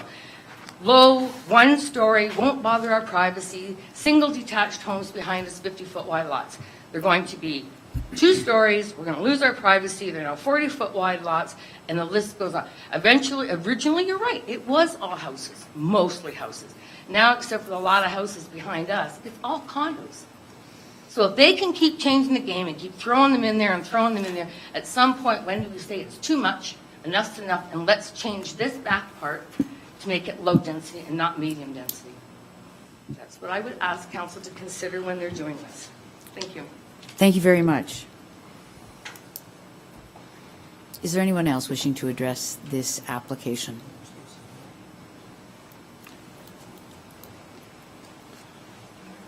I'm Evelyn Charlebois from 182 Dufferin.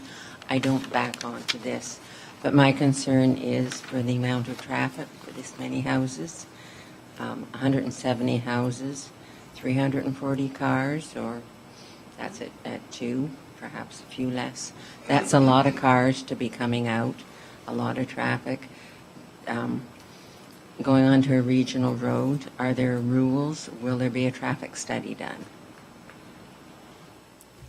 I believe that there will have to be a traffic study done for any application coming directly out onto the regional road, but I can defer. All of the required paperwork studies that they haven't been done yet, or have they been done, Mr. Treble? Through you, Madam Chair, a number of the studies have been done because they were sort of done jointly with the plan of subdivision. But any of the study work will have to be updated to ensure that it incorporates whatever decision this committee and council have rendered for the northerly lands. As part of a recommendation report, there'd be a number of conditions that are attached to ensure that those studies are either completed or updated, whichever applies. So, we haven't prepared any list of draft conditions yet, but certainly a traffic study and in fact, a parking study will be required. We heard the applicant speak to parking, but we'll have that confirmed as well. Good, because you're increasing it by 50% from the original study. So, but traffic is a major concern, and everything else has been mentioned. Thank you. I hear you. Thank you very much for your comments. Anyone else wishing to speak to this particular application? Again, no one else wishing to speak to this, then I will go to members of committee. Is there anyone wishing to make comment, questions regarding this application? Councillor Bilsma. Thank you very much. My question has to, so I'm going to direct it to the Director of Planning. Through you, Chair. Walkability. There's a lot of units, 61 units at the end of another proposed survey. If there's, the average percentage of walkers in there who would like to engage the rest of the community, they have to walk all the way out to the regional road to get around. So, for example, my concern is there ways that we can connect walking paths? My biggest concern is the one on the end in the neighborhood of Galaxy Palace. If I look at, I have a rough idea of what Galaxy owns as lands, but if we kind of go out the end, the presenter, the agent talked about this sidewalk. Is there a way that is that something that we can direct? So that's my first question. Is that something we can direct? And if we can, I'd like to have us consider including some kind of connector that would get us into the neighborhood of, say, the old train station or something like that, so that we increase the flow of pedestrian traffic, so they don't necessarily have to always come out to Highway 20, which is, and I hear the concerns of the public. It's not the nicest road to walk down. It's busy, it's loud, especially in that little valley there. The concrete walls, it's just not. If they can exit there out the top corner, so that would be the northwest corner, onto some kind of path. So, two questions there. Through you, Madam Chair, it's at staff level that we've had some discussions, but at our pre-agenda meeting, Chair and Vice Chair and myself had a very similar discussion about the possibility of linkages to the east and the west, and not strictly sending all the pedestrian traffic south.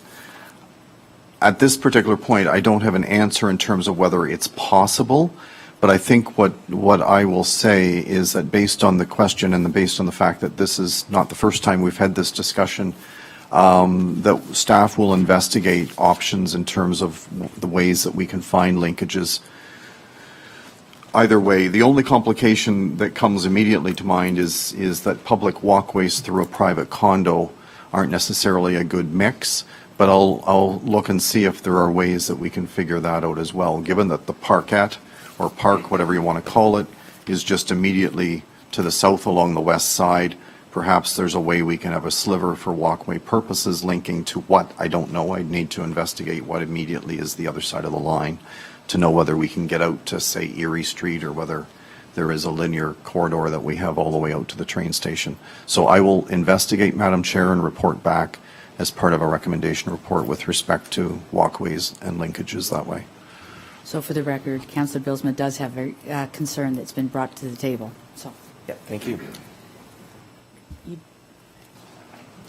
Councillor Gannan and then Councillor Bell. I felt like Councillor Bylsma's been looking over my shoulder at notes or something, because that's exactly the kind of thing that I wanted to raise. That similar type of issue has come up many times as well in the official discussions that we've been having at the Age-Friendly Community Committee for this municipality, and additionally the sidebar conversations that are going on all around. People are very concerned about walkability in the community.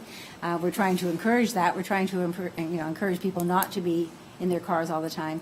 And I think it's important to add to the further to this that the people who very likely might move into any of these places will probably be as keen to see walkability in this community as the people who are already living here. So I think that certainly gives us a very solid base for looking further into this, Mr. Treble. So if that's something that staff is able to do, then I think that that's a very worthy thing to do. Thank you. Certainly, Madam Chair, we will investigate. Thank you. Councillor Bell. Through you, Madam Chair.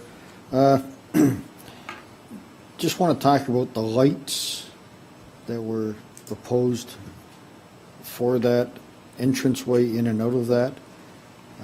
The concern come up, they thought they were scrapped. I believe they haven't been. As far as I know, they're still on the books. Could you just clarify that for the residents so we know they are? Through you, Madam Chair, what planning has been able to do, as you correctly noted, was attach a requirement or a condition to the Old Town plan of subdivision out front, requiring the collection of a certain amount of money to put towards a crosswalk. Likewise, I would foresee that staff would be recommending an equivalent kind of number with respect to this development, and also the development that's a report later on for the property a couple of doors west of this property. With that collection of funds, that should then get us the amount to put in a crosswalk, and then the discussion would be where.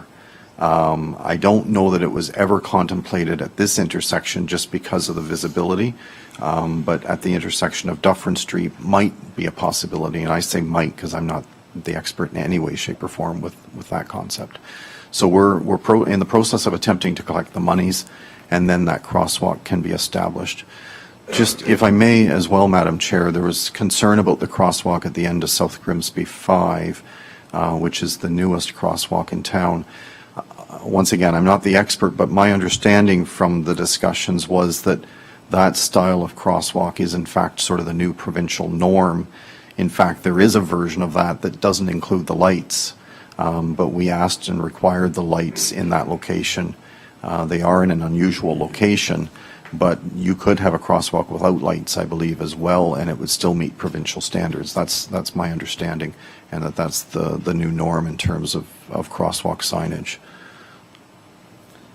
So, second part of that is that the concern also come up that we've got 169 units total going on this piece of property, exiting onto Highway 20, which most cases that's 2 automobiles per unit. We'll just round it out at 340 vehicles coming and going out of that complex.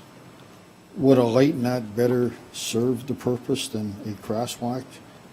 Because as we've heard, cars coming out of the Mars sales office gets into the crosswalk, sidewalk. People on the sidewalk have to wait for them to enter 20 highway, and that's only a sales office at this point. So I just wonder if consideration could be given to possibly putting a light there versus a crosswalk. We could probably pass that along to Public Works. Yeah. That's what I was just thinking, Madam Chair. Between Public Works and Planning, we will discuss the requirements and the triggers that would make that kind of signage a possibility anywhere along there. And the last part's a request that we've heard about the sidewalk because it is asphalt, it heaves, hose, it's all over. People use it to walk from the west side of town to the east side to go shopping and whatnot. And the second part is the Mars sales office. I wonder if, we could probably talk to Mars and just ask, could they put a stop sign on their parking lot property so people stop there instead of crossing the sidewalk? And the second one, could we have our Public Works look at that sidewalk and see if something can be done with it? Because that's going to be that way for a while. It's not just going to be a couple of weeks.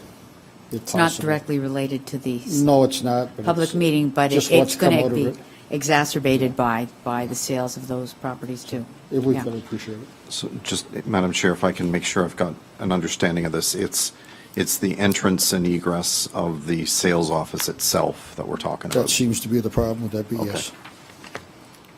Thank you. Thank you.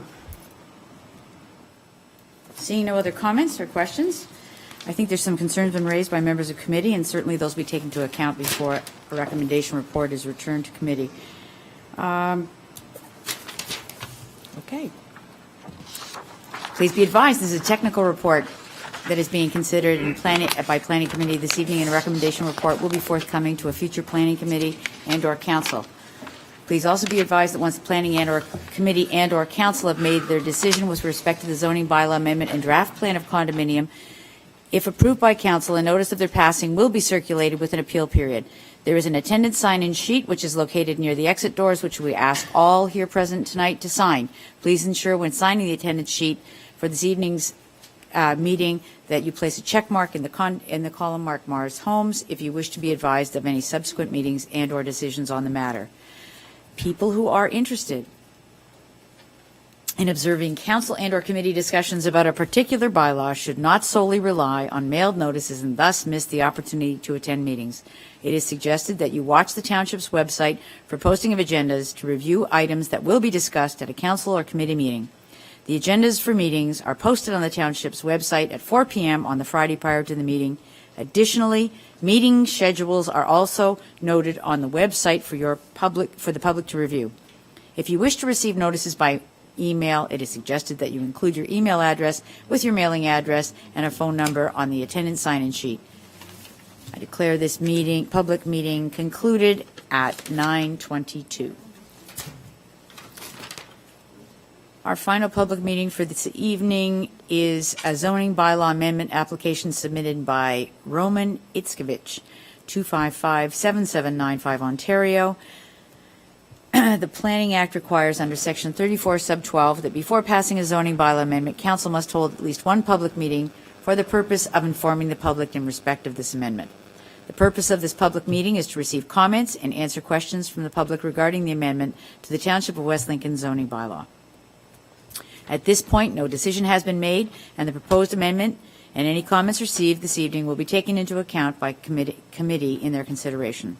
The Planning Act further requires, under Section 34, Sub 13, the council advise the public that if a person or public body does not make oral submissions at a public meeting or make a written submission to the Township of West Lincoln before the bylaw is passed, the person and/or public body is not entitled to appeal the decision of committee to the town the decision of committee by the Township of West Lincoln to the LPAT.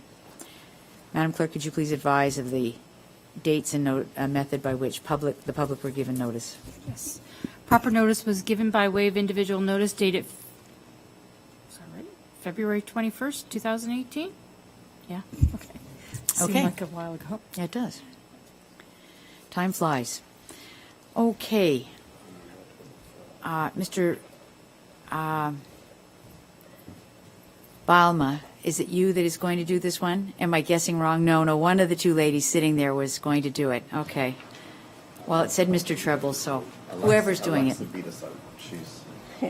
She got the short straw. Thank you, Madam Chair. If I can just get the map up on the... Thanks. So a zoning amendment application has been made by Roman Itzkovich for the property municipally known as 8270 Regional Road 20 to amend the existing service commercial zoning with a site-specific exception to permit a medical marijuana growing facility. This application is being proposed in response to a bylaw infraction. The application is proposing to amend the existing zoning to permit a medical marijuana growing facility in the existing building. The proposed setbacks for the use are as existing on site, which is an easterly side yard setback of 12 meters, a westerly side yard setback of 31 meters, a rear yard setback of 57 meters, and a front yard setback of 31 meters. The township's official plan designates the property as good general agricultural. Medical marijuana facilities are considered a permitted use under this designation. The township zoning bylaw does not permit medical marijuana facilities in a commercial zone, and neither does it contemplate setback requirements for a commercial zone. The intent of the zoning bylaw is to direct this use to employment in agricultural zones. Section 3.10.3 of the township zoning bylaw has setback requirements for a medical marijuana facility in employment in agricultural zones. In an employment zone, medical marijuana facilities are required to be a minimum of 45 meters from all property lines, which this proposal meets in only the rear yard setback. For an agricultural zone, a medical marijuana facility is required to have a 150-meter yard setback from all property lines, which this proposal does not meet. In order to permit this use in either zone, that being the employment or agricultural zone, a zoning bylaw amendment application must be applied for and granted. The proposed facility has an existing setback of 30 meters from the nearest residential dwelling unit. This would be the second-story apartments at 8268 Regional Road 20 next door.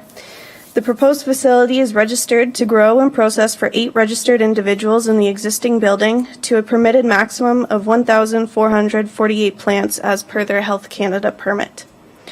As far as comments go, the township's building department has advised that an order under the Ontario Building Code has been issued for the property due to construction without a permit. Comments received from other township departments voiced no objections to the zoning amendment.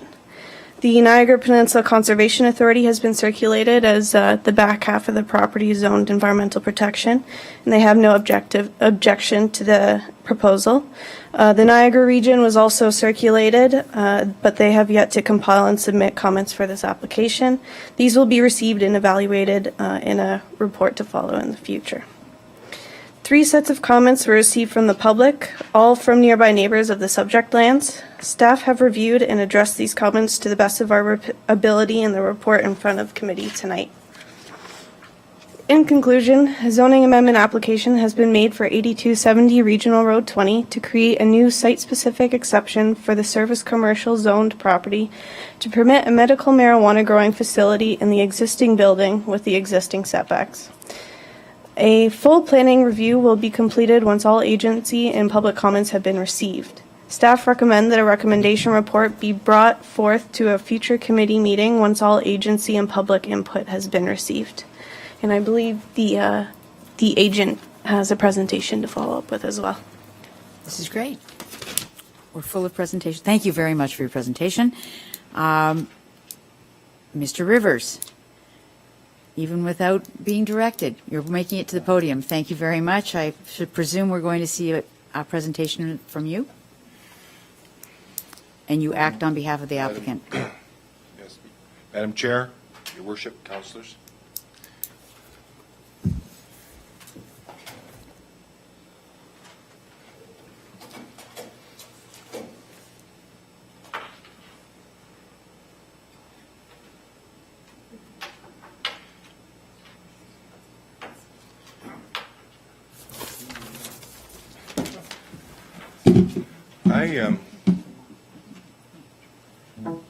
I apologize. This isn't the presentation for this property. I brought the wrong one.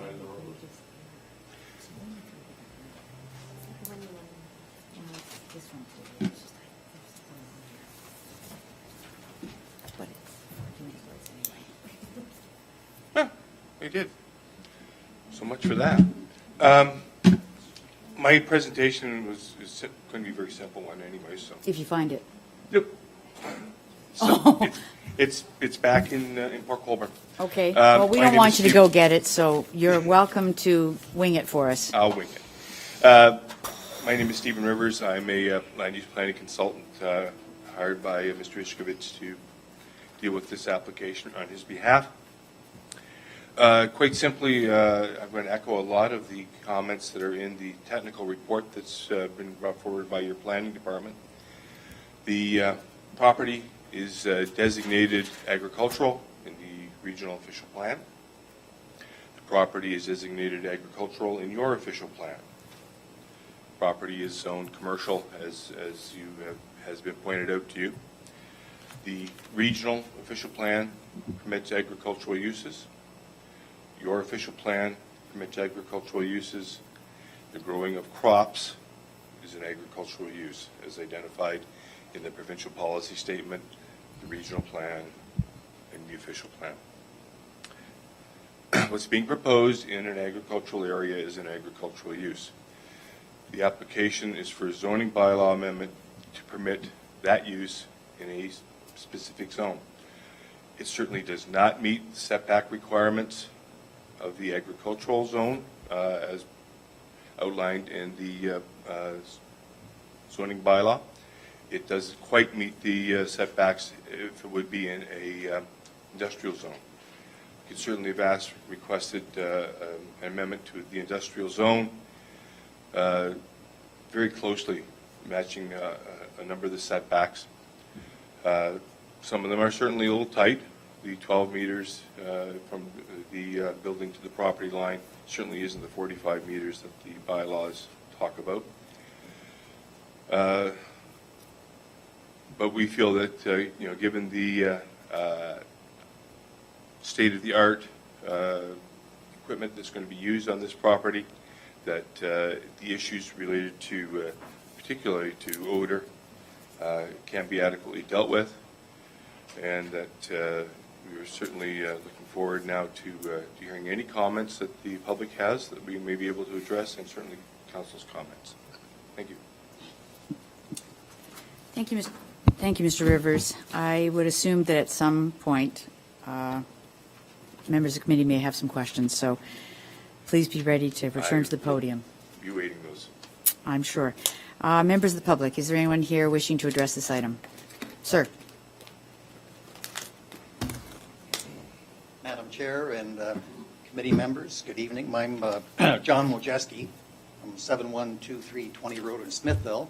I'm here to represent my parents, John and Mary Mojeski, who live at 8310 Regional Road 20, which is the adjoining property on the west. When my parents asked me to speak on their behalf, the first thing I kind of wondered was, with the regards to the setback, how does it compare to other jurisdictions, just to see, what's commonplace. From what I can determine, looking at some different areas, Fort Erie, 70 meter, Milton, 70 meter, Ottawa, 150, Burlington, 70, I can go on and on. The 45 meter setback appears to be at the low end of the scale to begin with. And secondly, it seems to be a convenient employ to decide to change the zoning from agricultural to commercial to try to reduce that setback even further. So my parents have definite problems or questions regarding that. The issue of smell, which seems to come up at other similar situations, we understand that there is a filtration system that is on the building. Our question is that filtration system 100% efficient? So if you're outside the building, can you detect what's inside the building? Secondly, is that filtration system then running 24 hours a day? What's the noise implication from that equipment? Another issue is, from what we understand, the applicant is not actually going to be operating the facility. It will be operated by the 4 individuals who will be growing the product for themselves. Is the applicant going to be on site full time? If there's a problem, who would respond to the problem? If you went and knocked on the door, would it be one of the 4 tenants saying, well, that's not me, that's the other guy, get a hold of him? So that's a concern we've got. Waste. I understand that waste is going to be taken off-site, but in the meantime, is the waste stored outdoors or indoors? Again, is there a smell issue with that?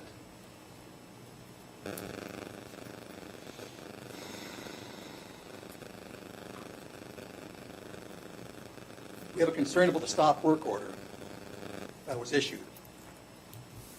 It's my understanding that there have been issues with the property in previous years where zoning has been changed to retroactively reflect the operation on the property. So we have concerns as to what kind of operator this person is going to be. That's pretty much all I've got. Thank you for your time.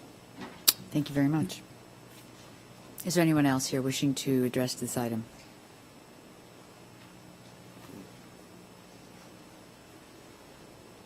I'm Lisa Jansen. I've spoken to you before about medical marijuana facilities. I don't live near this one, but I'm wanting some clarification on exactly what kind of facility this is. Is this a facility operating under the designated grower status? I heard the planner say that it's for 7 individuals with a license. My understanding is that with designated grower status, there is to be no more than 4 medical licenses issued per property. If this is not under the designated grower status, but under a medical marijuana grow facility, then that means this property is to be subjected to a whole lot of other rules associated with security, fencing,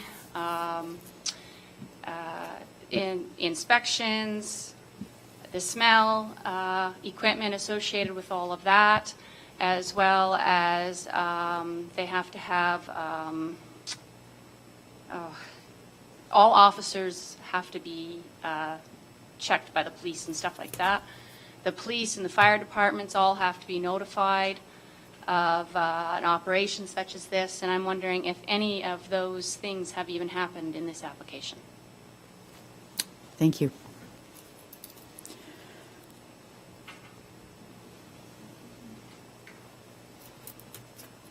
Okay, Joanne. I'm wearing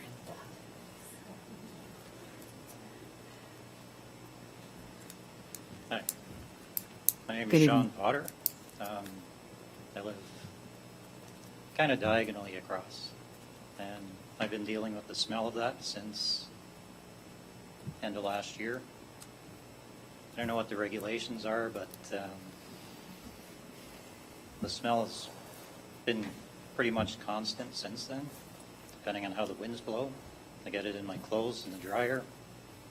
My house is pretty old, so I get a lot of air infiltration, and it's in my house every day pretty much.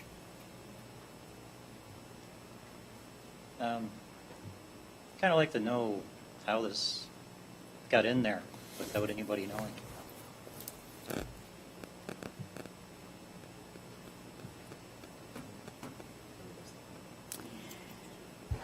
I'm not sure that Mr. Treble can answer that. That's why I'm hesitating.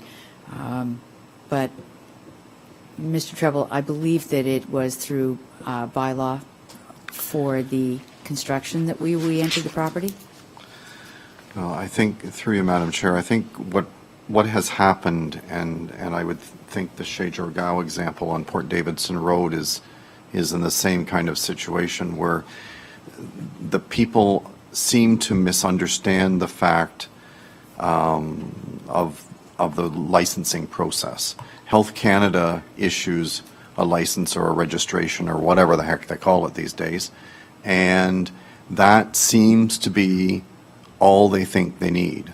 They have this perception that that's good, and they've got the green light. Whereas on each of the forms, although we have not seen the forms in this particular case, we do not know what the licenses look like. We just know what the planner's report says they are.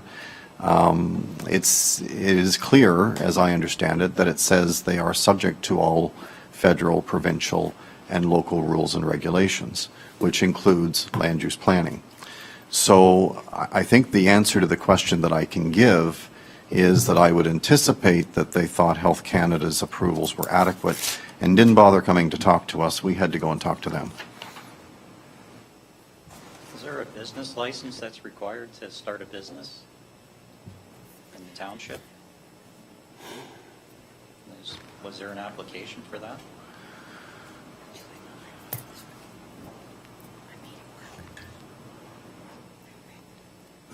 Sorry. Through you, Madam Chair, the township does not require business licenses for this type of operation. The business licenses we require are for dog kennels as well as refreshment carts. That's what comes to the top of my mind, but clerk staff can confirm if I missed anything there. No. Short answer? No. Okay, thanks.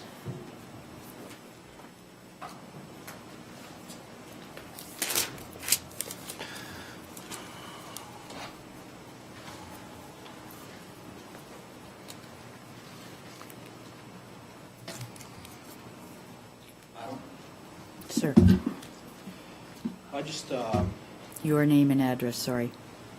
that's right. Sorry. My name is Tony Caravan, 8240 Regional Road 20. I'm just down the street from the proposed building. I just wanted to touch, I don't want to dwell on the same stuff, like the smell, of course. Mr. Rivers mentioned it's a state-of-the-art facility, so there is obviously, should be some type of filtration process to kill the smell, incineration. I'm not sure how it works, but it's not working. I never smelled nothing before until about New Year's Day. And supposedly there was a fire there. There was some fire trucks and all that. New Year's Day, and after that I started noticing a smell. But anyways, I won't go into smell. I'm going to mention a little bit of safety, right? So I got 2 kids. Go to St. Martin's. My wife cut the ribbon. And I can just mention, like, I don't know what the safety rules are, the laws. I know down the street from Green Mountain, same kind of facility would happen. And there's 2 shootings next door on 2 different locations where a person got actually struck in the leg. It was a drive-by. So anyways, that's some of the stuff we need to think about. I'm not probably one to judge like on someone doing the business, but we definitely need to put some thought into this. It's not just a matter of growing weed. And I could get into property value, but you guys are just going to tell me go to impact, so I won't even mention that. But safety, probably. I don't know if there's an answer for that.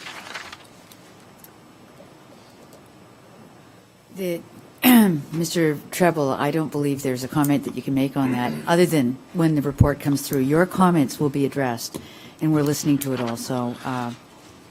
Through you, Madam Chair, what I can say is that Health Canada, as I think Lisa Jansen referred to, has some pretty good standards when it comes to licensed facilities. Their standards are quite high, and I think try to deal with concerns around safety and security, and there's ongoing monitoring and state-of-the-art camera surveillance and that kind of thing. But when it comes to individual licenses and even the designated grower licenses, the rules are crazy simple. It says that you have to have strong locks and you have to operate discreetly. I don't think they've achieved in the discreet department, but with respect to the strong locks, it's not clear what that means. So I think it's safe to say, Madam Chair, if there is a recommendation report from staff that in any way is favorable, it will speak to what we need to require as part of a site plan process around safety and security and whatever else might be appropriate. Yeah, the answer you provided was also fencing. That would be through the zoning requirements if we get that far. That's all I have. Thank you very much. Anyone else wishing to address this item? I'll ask just one more time. Is there anyone else wishing to address this item? Okay, then I will confine it to table and look to members of committee for questions, comments, or concerns that wish to. Hello. I'll just start a list. I'll start with Councillor Bell, and we'll just kind of. Councillor Billsma, did you want? Okay. Councillor Gannon, the right side won the last time. You know, there was a lot more comments coming this way. I see. Okay, Councillor Bell. Okay, through you, Madam Chair. Question to Mr. Rivers. Are they growing there now, or have they been growing in the past? Through you, Madam Chair, Councillor Bell, yes. Yes, they are. Yes, they are. Growing Yes, they now. have been. Yes, they have been. Yes. That was 2 yeses, Councillor Bell. Good. And licenses, how many is there? 7, 4, 8? I believe there are 8. 8 licenses. Wow. Okay. So, I guess clearly the individuals, they know the rules. They applied to the government. They got their licenses to grow. But obviously, they, he, she, whatever, they didn't follow the rules. They proceeded to grow and they continue to grow. And so they're operating illegally. There's no doubt about it. This operation clearly does not fit in to our bylaw. You stated that yourself. It's out in left field. I mean, 150 meters versus 45. You're a little bit shy. So it does not fit into our criteria at all. And I guess I'm just amazed that you'd even consider representing something like this, in all honesty, because it just doesn't fit in here. I don't know what to say to you. I'm taken back by it because I will listen to this application. We'll let it proceed, and we'll bring it back at another date.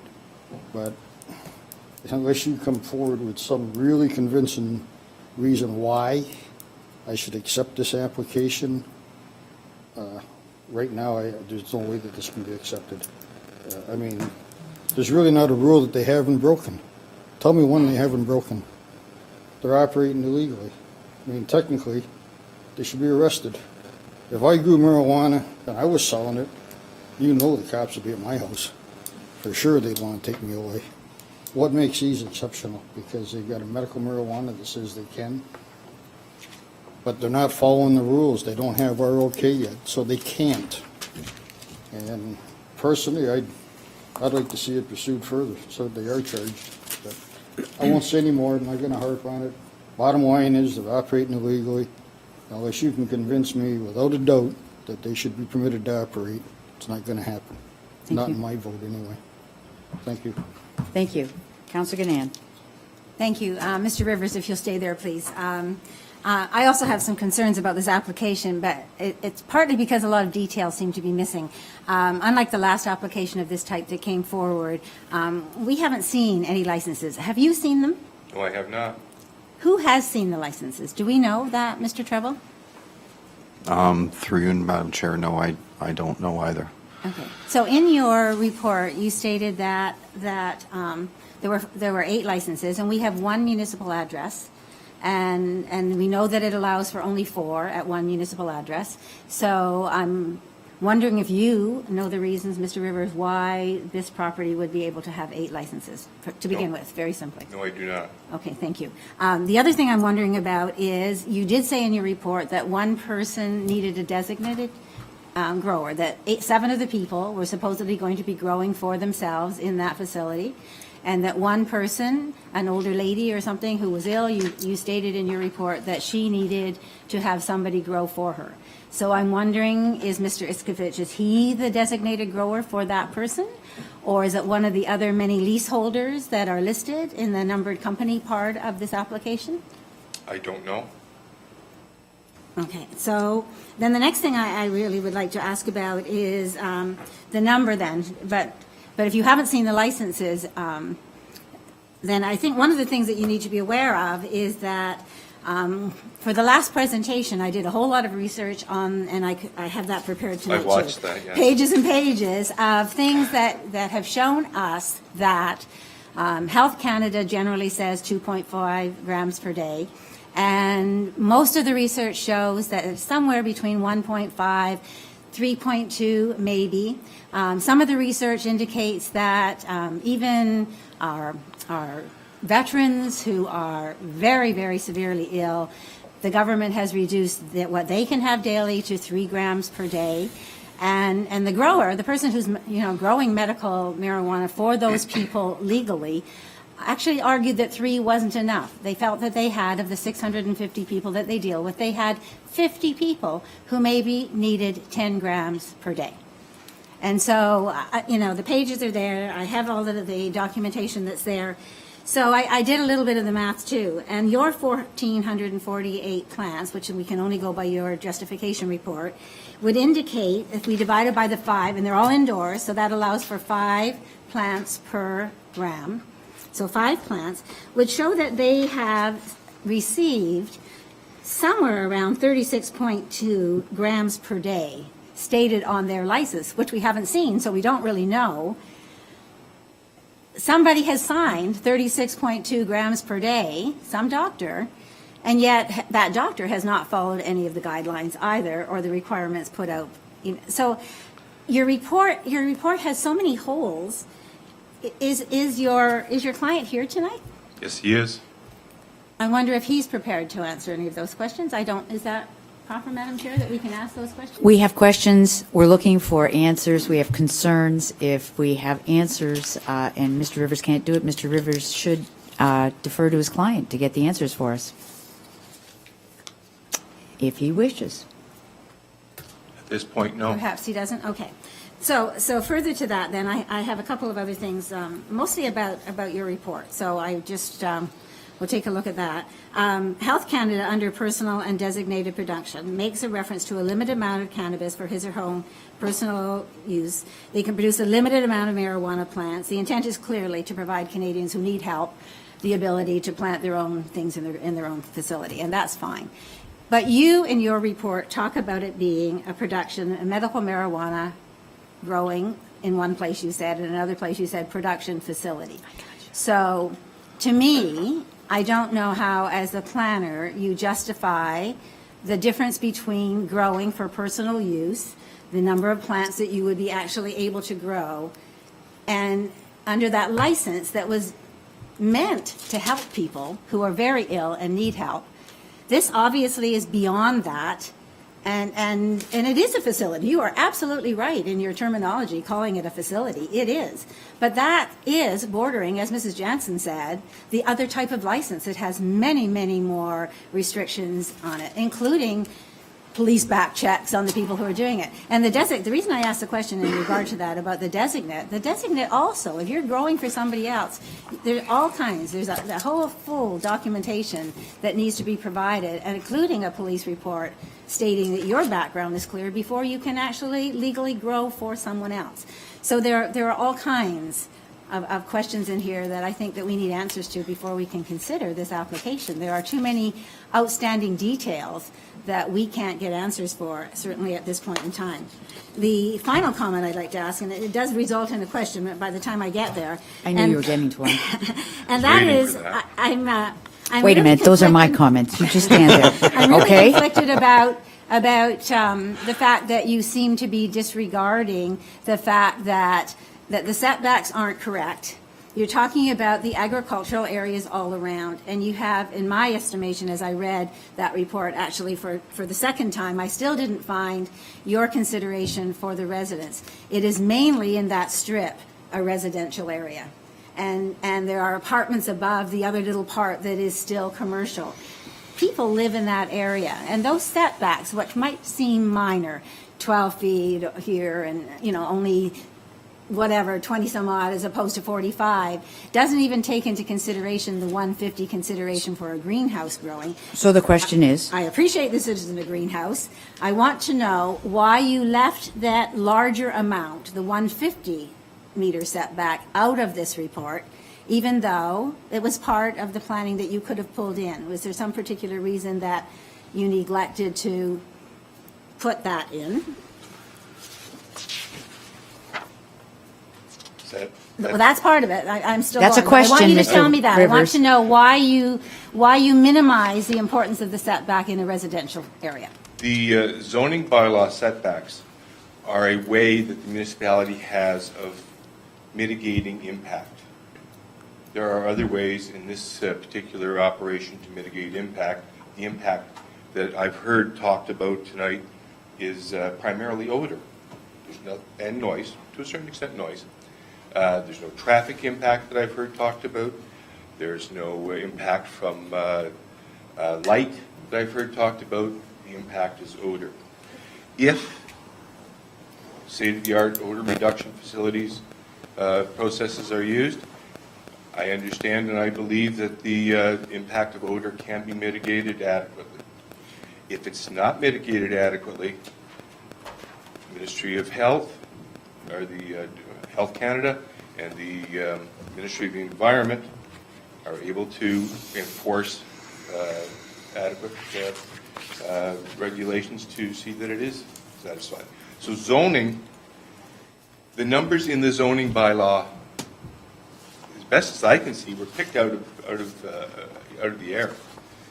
I haven't seen any justification as why 150 meters is adequate in one location next to a residential use, and why 45 meters is adequate in another location next to. so in your professional opinion, you would like to state that seems, I just want you to be careful of the comments you're making about they were picked out of a hat or something. So- I haven't seen justification for them, is what I'm saying. And the purpose of the setback is to mitigate impact. If there are other ways and means of mitigating impact, then they should be explored. You mitigate impact of noise along rail lines by setback or by berms.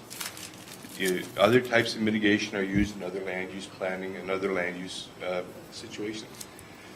In this case, the odor impact, I believe, I've been told, can be adequately mitigated through filtration. So your report indicated that there was a filtration process in place. Were you aware before you heard the residents tonight that there still is a significant odor problem? I myself experienced it driving by just about 4 weeks ago, but were you aware before tonight that there still is an odor issue, or did you firmly think that it was being mitigated already? I assume there's an odor issue, and I'm going to be quite honestly with you. When my wife and I drive past these kinds of facilities, she smells them, I don't. Okay. That's a personal thing.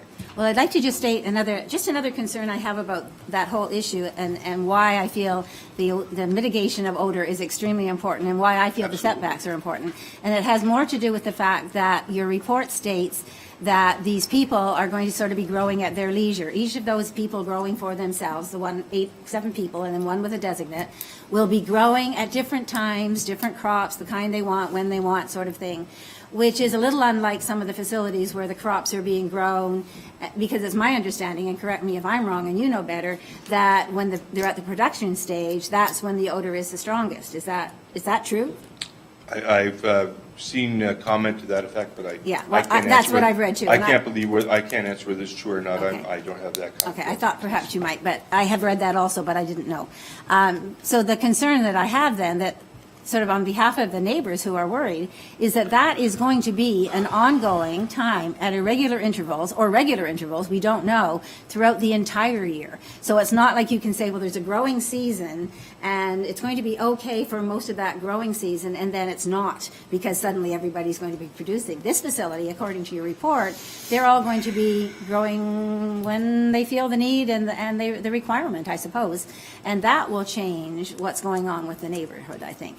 And so I think that your client, in terms of looking at what's going forward with this, needs to be well aware that this is a much larger issue and a much longer-term issue based on the way they plan to proceed with this. So I think, that's something you as their representative need to be aware. It's something that your client needs to be aware of, that this is a bigger issue, this issue of odor, than perhaps it seemed at the beginning. Thank you. I'm done for now. Thank you, Councillor. Councillor Rayner. Thank you, Madam Chair. Through you to Mr. Trouble. Mr. Trouble, with regards to this property, there was a stop work. Somebody had started to work construction in this facility, and the township came over and stopped it because they did not have a permit. Is that what I'm led to believe? Through you, Madam Chair, I don't want to get into very many details with respect to bylaw enforcement matters. Yes. We do have 2 orders against the property, one related to use and the other related to violations of the building code. I think that's about as far as I'm prepared to go. Okay. Now, further to that, is that the former Okimi's ornamental office furniture facility? Through you, Madam Chair, it's the furniture building. The ornamental piece, I think, was next door, was it not? It's the office Yeah, furniture. the ornamental was a little bit east of it. Yes. So this is The office furniture building is what you're talking about right now, correct? Correct. Okay, you saying that is, through you again, Madam Chair, you said this is zoned agricultural? Through you, Madam Chair, no, the property will have an agricultural designation in the official plan because it's outside a settlement or hamlet area, but it does have a site-specific commercial zoning due to the history of uses that have been on this property for a number of years. Okay, I've lived across the street from that facility for 7 years. To me, I was there prior to that building being built, and I was there when it was being built. I don't think I realize it's designated agriculture because of its location, but I don't think there's a piece of dirt on that whole area. It's all gravel. So I have a difficulty in understanding that they still call this. To me, it's a commercial property. And they're going by the law because it could be zoned agriculture. Is that how I'm interpreted? Even though there's probably not a piece of dirt on it that can grow anything, but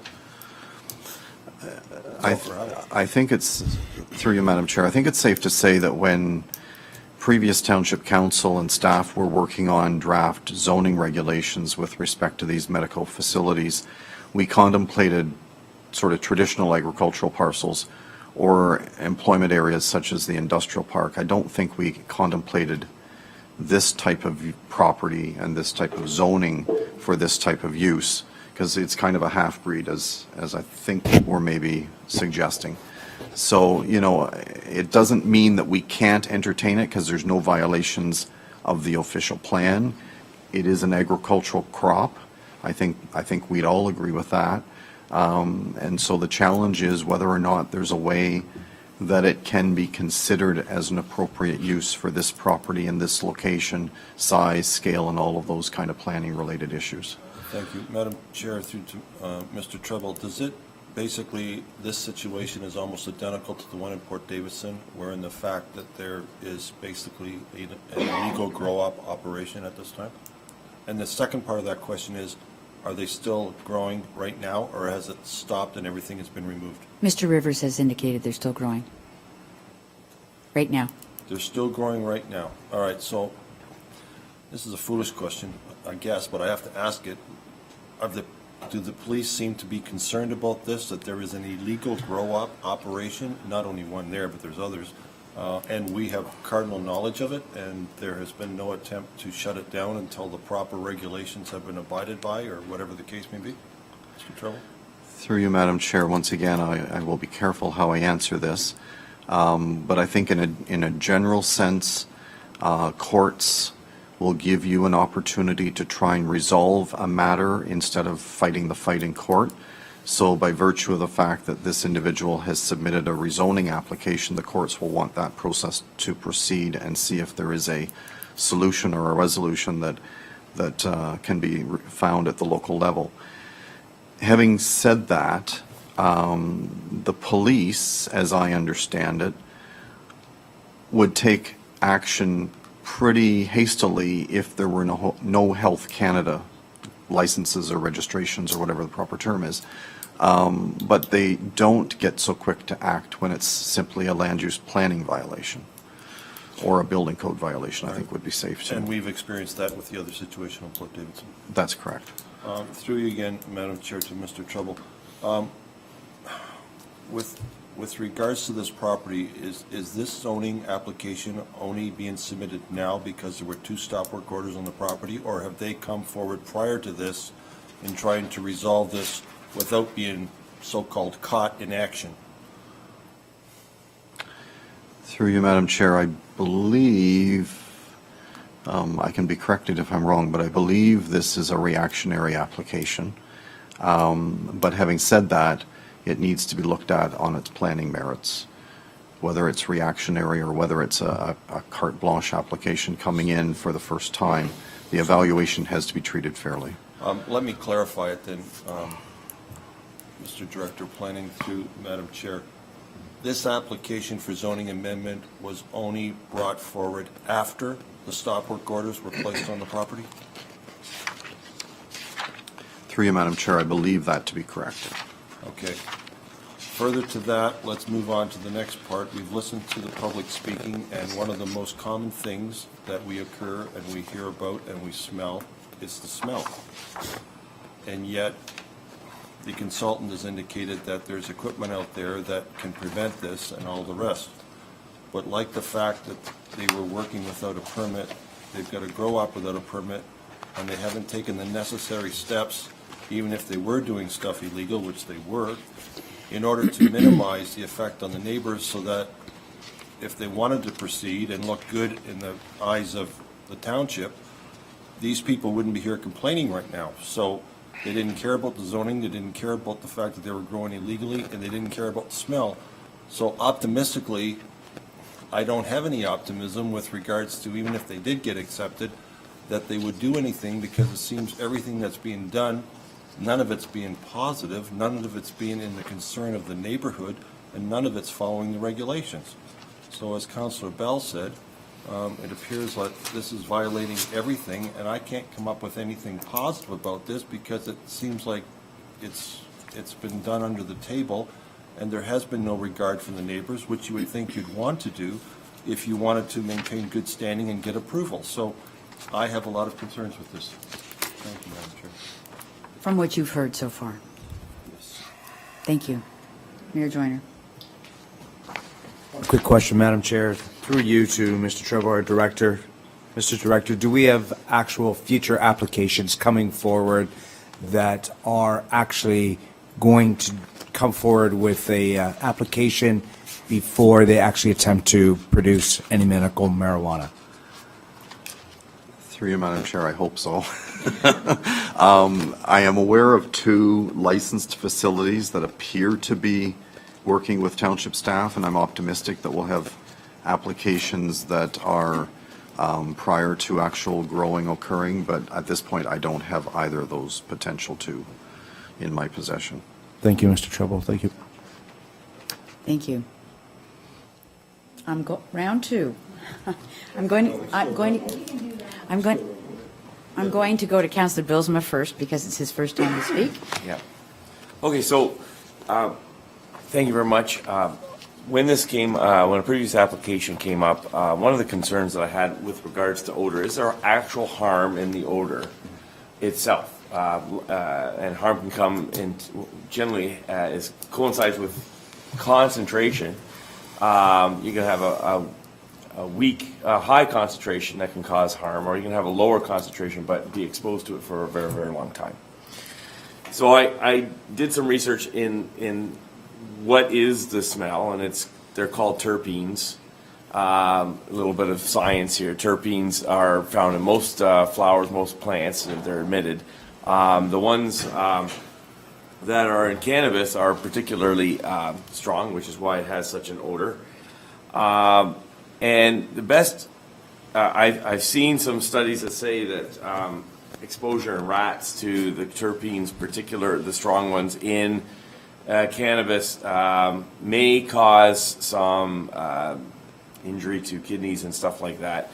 But probably more, a little bit concerning, and again, the studies are kind of vague in that area, but what they're saying that part of the appeal or the effect of the terpenes is to develop a taste. And so I think that some research needs to be done, and I'd like staff to see if they can explore that issue of terpenes. And because, odors, we have lots of farms, and there's farmers, particularly this time of year, spreading a lot of manure, and there's pig operations and chicken barns and those kinds of things. And, we've been living amongst the smells, and apart from the distasteful smells and aromas from manure, we don't have an effect. But here we have a product that is grown specifically for an effect on the mind and on pain, and it affects the body, and it has a particularly strong smell.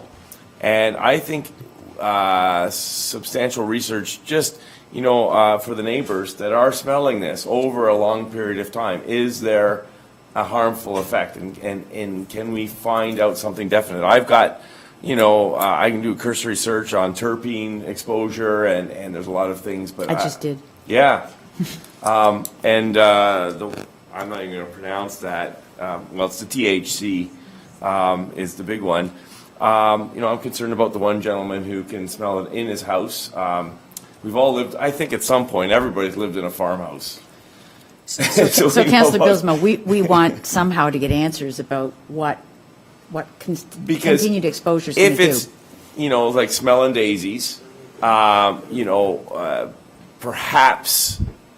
we might consider a setback of a smaller distance. But if it's harmful, then perhaps even the 150 is not even sufficient. So I'd like some answers with regards to that, and get that also into the discussion of at this public meeting. Thank you. You don't have to answer. It was more of the question. But if you've got the answers, that'd be great. I think that we have concerns about the constant exposure. I'm going to have to leave you until a little later because we're confined to table. Okay. Madam Chair, all I can say is that staff have been working with OMAF staff, the Ministry of Ag and Food staff. I don't know if they know the answer, but that's where I'll start to see if we can get some clarification. Hold it. Councillor Bell. Through you, Madam Chair. We've heard a lot about smells and odors, and the gentleman that lives across the road, I agree with Councillor Bilsma, that's a concern because it's permeated his house, his clothes. You get that odor in your house, and I'm not sure how you get rid of it. It's an old farmhouse by his own admission, and I don't know how you get that out of your home. We live in an agricultural rural area, we do have smells. But normally when they're spreading, it's gone within 24 hours. When we go on with our lives. This is every day. So that's a real concern. But I have one question for Mr. Rivers. And my question is that, are you planning or will you be talking to your client and suggesting that he stops growing until this issue is resolved? Or are you just going to ignore the fact and let him continue growing even though he's outside the law? Through you, Madam Chair, to Councillor Bell, I have had that discussion with my client's solicitor, and the solicitor has suggested continuing to grow. If I might add a couple of other things, I have asked for redacted copies of all complaints against this property, and I have received none related to smell. And we are certainly looking forward to taking the comments that we've heard tonight back and looking through the minutes of this meeting and answering them to the best of our ability, keeping in mind that a number of the comments, a number of the questions you have relate to the operation of the land use, not the land use itself. So my Thank you. question to you was land use. You're clearly not within our bylaw. You are asking for a rezoning, so Sorry, yes. we are looking at the land use. So, Mr. Rivers, if we're taking a roundabout, please, I've given you some ground here. My committee would like very much to get their questions answered so they can understand if they want to do that rezoning. Okay? Councilor Bell, you have the floor. No, I'm done because this is going nowhere. Understood. Councilor Ganaan. Thank you. I just have another bit, again, to you, Mr. Rivers, and again, it has to do with your justification report, so that's why I'm asking. I would like you to explain, if you're able, and I don't know, we were looking at the report that you had for the last situation, and at that time, you stated professionally, in your professional opinion, that a 20.9 hectare property required 15 hoop houses totaling 10,200 square meters and an additional storage area of 1,052 square meters. And at that time, that was for 976 marijuana plants to provide for 4 individuals. Now, in this report, this is, again, a justification report, and it's in your professional opinion, I would think. You're stating that a space of approximately 490 square meters would be sufficient to grow 1,448 plants for 8 registrations. So that's an extra 472 plants in a space that is 9,710 square meters smaller than your first report on a different property. I understand that. So at the time, of course, the numbers don't make much sense to me, but at the time you were talking about all the reasons that additional space was needed. You talked about airflow and prevention of mold and the ability to inspect plants for mold and insect pests and the ease of trimming and so on. And so I guess my question is are those concerns not concerns to this client in terms of what he's trying to produce? Your report didn't address that the same way this time, and you were very, very clear about the need for space before, and to me, that's, a third more plants for less than half the space. Mr. To you, Rivers. Madam Chair, to Councillor Gannon, I'm as confused by the numbers as you are, but I have all I can do is take the information that my client has provided me. I'm certainly not an expert on greenhouse operation. I take the information my clients provide me with respect to their operation of the land use. And in both clients, previous client, one on Port Davidson Road, indicated that's the type of operation, type of facility that they were going to operate, needed that kind of spacing. This client indicates that he's able to operate a number of plants in the spacing that he has.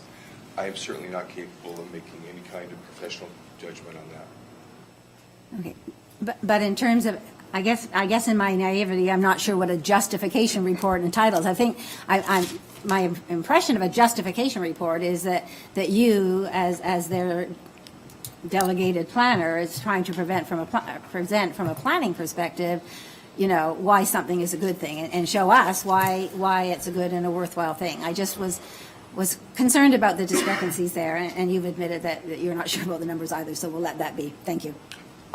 Thank you. Councillor Rayner. Thank you, Madam Chair. Further to Councillor Bilsma's comments with regards to smell and stuff, I believe there's regulations under OMAFRA with regards to manure applications, and normally manure is put into the ground within 24 to 48 hours. There is a reason for that. One is for runoff and potential contamination to the rivers and everything, but the other thing, of course, is for the odor control. In this particular situation, the odor is in the air and it's there all the time. It doesn't go away. And I would kind of like to use the example of our noise bylaw, and our noise bylaw basically says that a noise is an irritant on the point of reception. So, I mean, I have a very low tolerance of the smell of marijuana, And any smell to any degree, to me, is obnoxious, and I don't appreciate it, and I don't like it. But it may not be to the concentration that it's going to affect my kidneys or anything. By that time, I'm probably gasping and looking for an oxygen tank. But the point is, if it's an irritant to what you've been used to, it shouldn't be allowed and it shouldn't be acceptable. And that's what the government does with regards to manure. They try to eliminate it within a short period of time. In this particular case, it's there all the time, and if it's 1 part per million or 1 part per billion, that's an irritant to you that wasn't there before, then I think that person has the right to say that I don't want to have to smell this, tolerate it, have it in my house or have it in my clothing, even though the concentration is not to the level where it would be toxic to my body. So I think this is where the point comes in, that filtrations were there for a purpose, but everything that we've seen so far with people that have been doing this illegally, they don't even care about the filtration. They're not even interested in that. And why they would be interested in afterwards when they're not setting a good example right now is beyond me, because this is not the way I would go about to try to get approval by ticking off the neighbors because you're not doing it even close to what you should be doing if you were regulated. Thank you. Thank you. Is there anyone else? Well, if you'll indulge me, I think what I've heard. Oops, you. Wow. Sorry. Mr. Treble, please, you have the floor. I'll be really brief, Madam Chair. I wanted to sort of touch on something that Councillor Rayner mentioned and then something that Mr. Rivers mentioned. OMAF is kind of behind the 8 ball in this particular type of use in the agricultural area. They haven't been working at, I don't know why they're not proactive to the extent that one would hope, but they haven't really been working at best management practices guides or anything.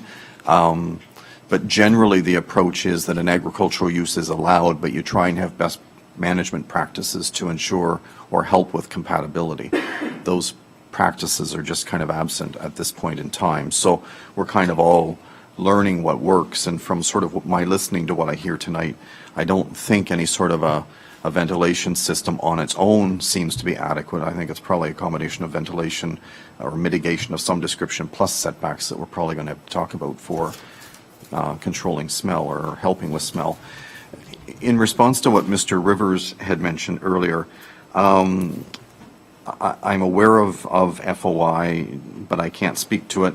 What I can tell you is that the staff report does speak to a couple of complaints that have been received, and those are in writing in our staff report. So in response to his comment that there have been no complaints about smell, that is not factual. In addition, an interesting process that staff have become aware of here at the township, Ministry of the Environment is not involved. Ministry of the Environment will not get involved because it's federally regulated. So if we call the Ministry of the Environment with a complaint, such as what Garrett and I did last week, the direction we are given is, here's a phone number, a 1-866 number, and here's an email address. Submit your complaint to Health Canada. They will deal with it. When I asked them where the nearest Health Canada enforcement officer was, they had no clue. So from an enforcement point of view, I think there's some additional work that staff would like to do to try and understand how that works. Thank you. And what I was going to ask for, Sorry. indulgence, before I had a chance to make a few comments, was I believe Mrs. Majeski actually had put her hand up. I think she'd missed the opportunity for the public. Were you, Mrs. Kukola, sorry. Were you looking for, did you want to make a short comment? Yes. Please come to the microphone. I want to make sure we've got everybody's comments. I want to make sure that we haven't eliminated anybody.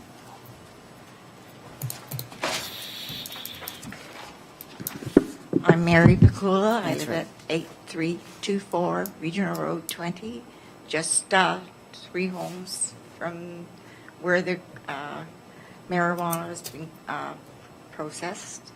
My husband has acute COPD. He has heart problems, and he's also diabetic.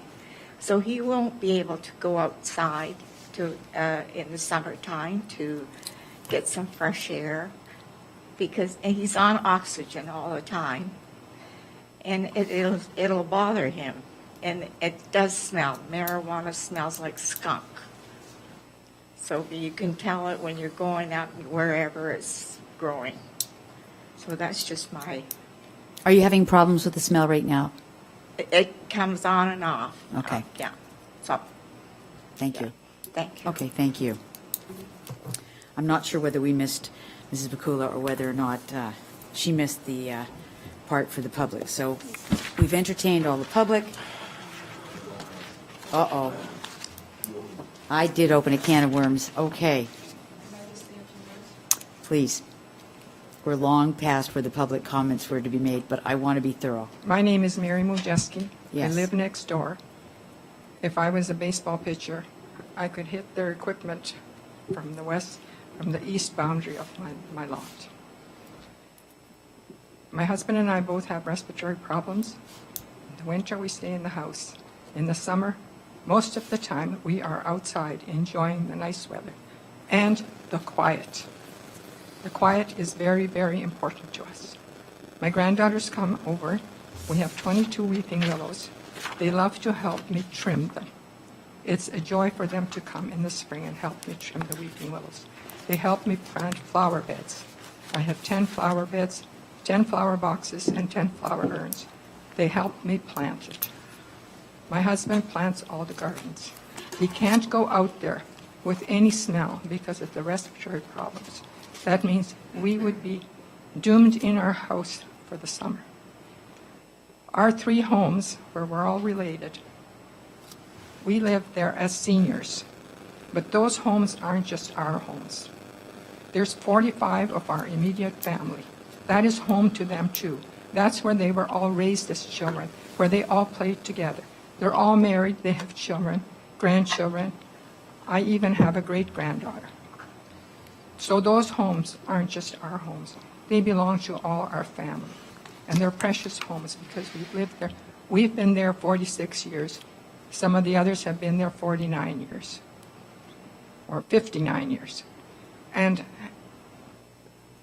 I would hate to have to move from there, like be forced out of my home. And where would I go? This is my husband's home. He's not well. Mary's husband isn't well. And we need to get outside and get some fresh air. So I'm not talking about all the technical side. I'm talking about the personal side. And this has upset me drastically. This is my home, and my home is being affected. I'm very sorry about what is happening. Thank you. Thank you, Mrs. Majeski. Okay, so we were told a bit earlier that we have no worries about lights or traffic. That's because we haven't seen them yet.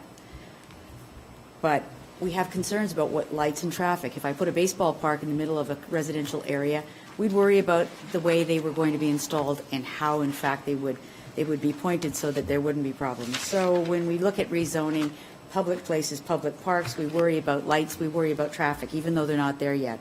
So I am worried about lights in the future. I am worried about traffic in the future. I'm already worried about odor because, like other members of council, I travel that road regularly, and I'm actually so silly, I thought it was a skunk I was smelling until someone told me where I was. So there are odor problems, regardless of the state of the art equipment that is either there or is going to be put in, but I have concerns about the smell. I have concerns about the building, the zoning, the safety, the fact that it's being done without a license, about the information that's lacking. I find it completely worrisome that I don't have a presentation from the planner that when we had a public meeting scheduled for tonight. How is it that we're supposed to know the fulsomeness of the information? And the reason that this committee actually I gave them the liberty of going on is I'm concerned because the questions that they might have heard from a presentation didn't come in. I'm concerned that the applicant himself doesn't want to talk to us, so we're going on hearsay. I'm concerned about the fact that there's no license. There's no approval if there's no license.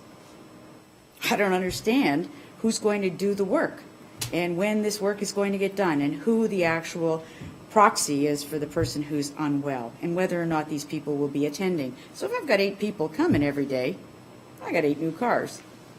Interesting. Who's the designated grower? Where's the professional? Because to the point of the fact this is in a building and it does have as many plants, I have a concern.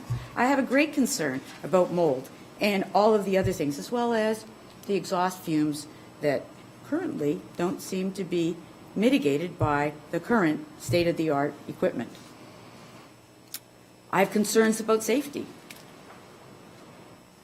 I have a lot of concerns, but I'm not sure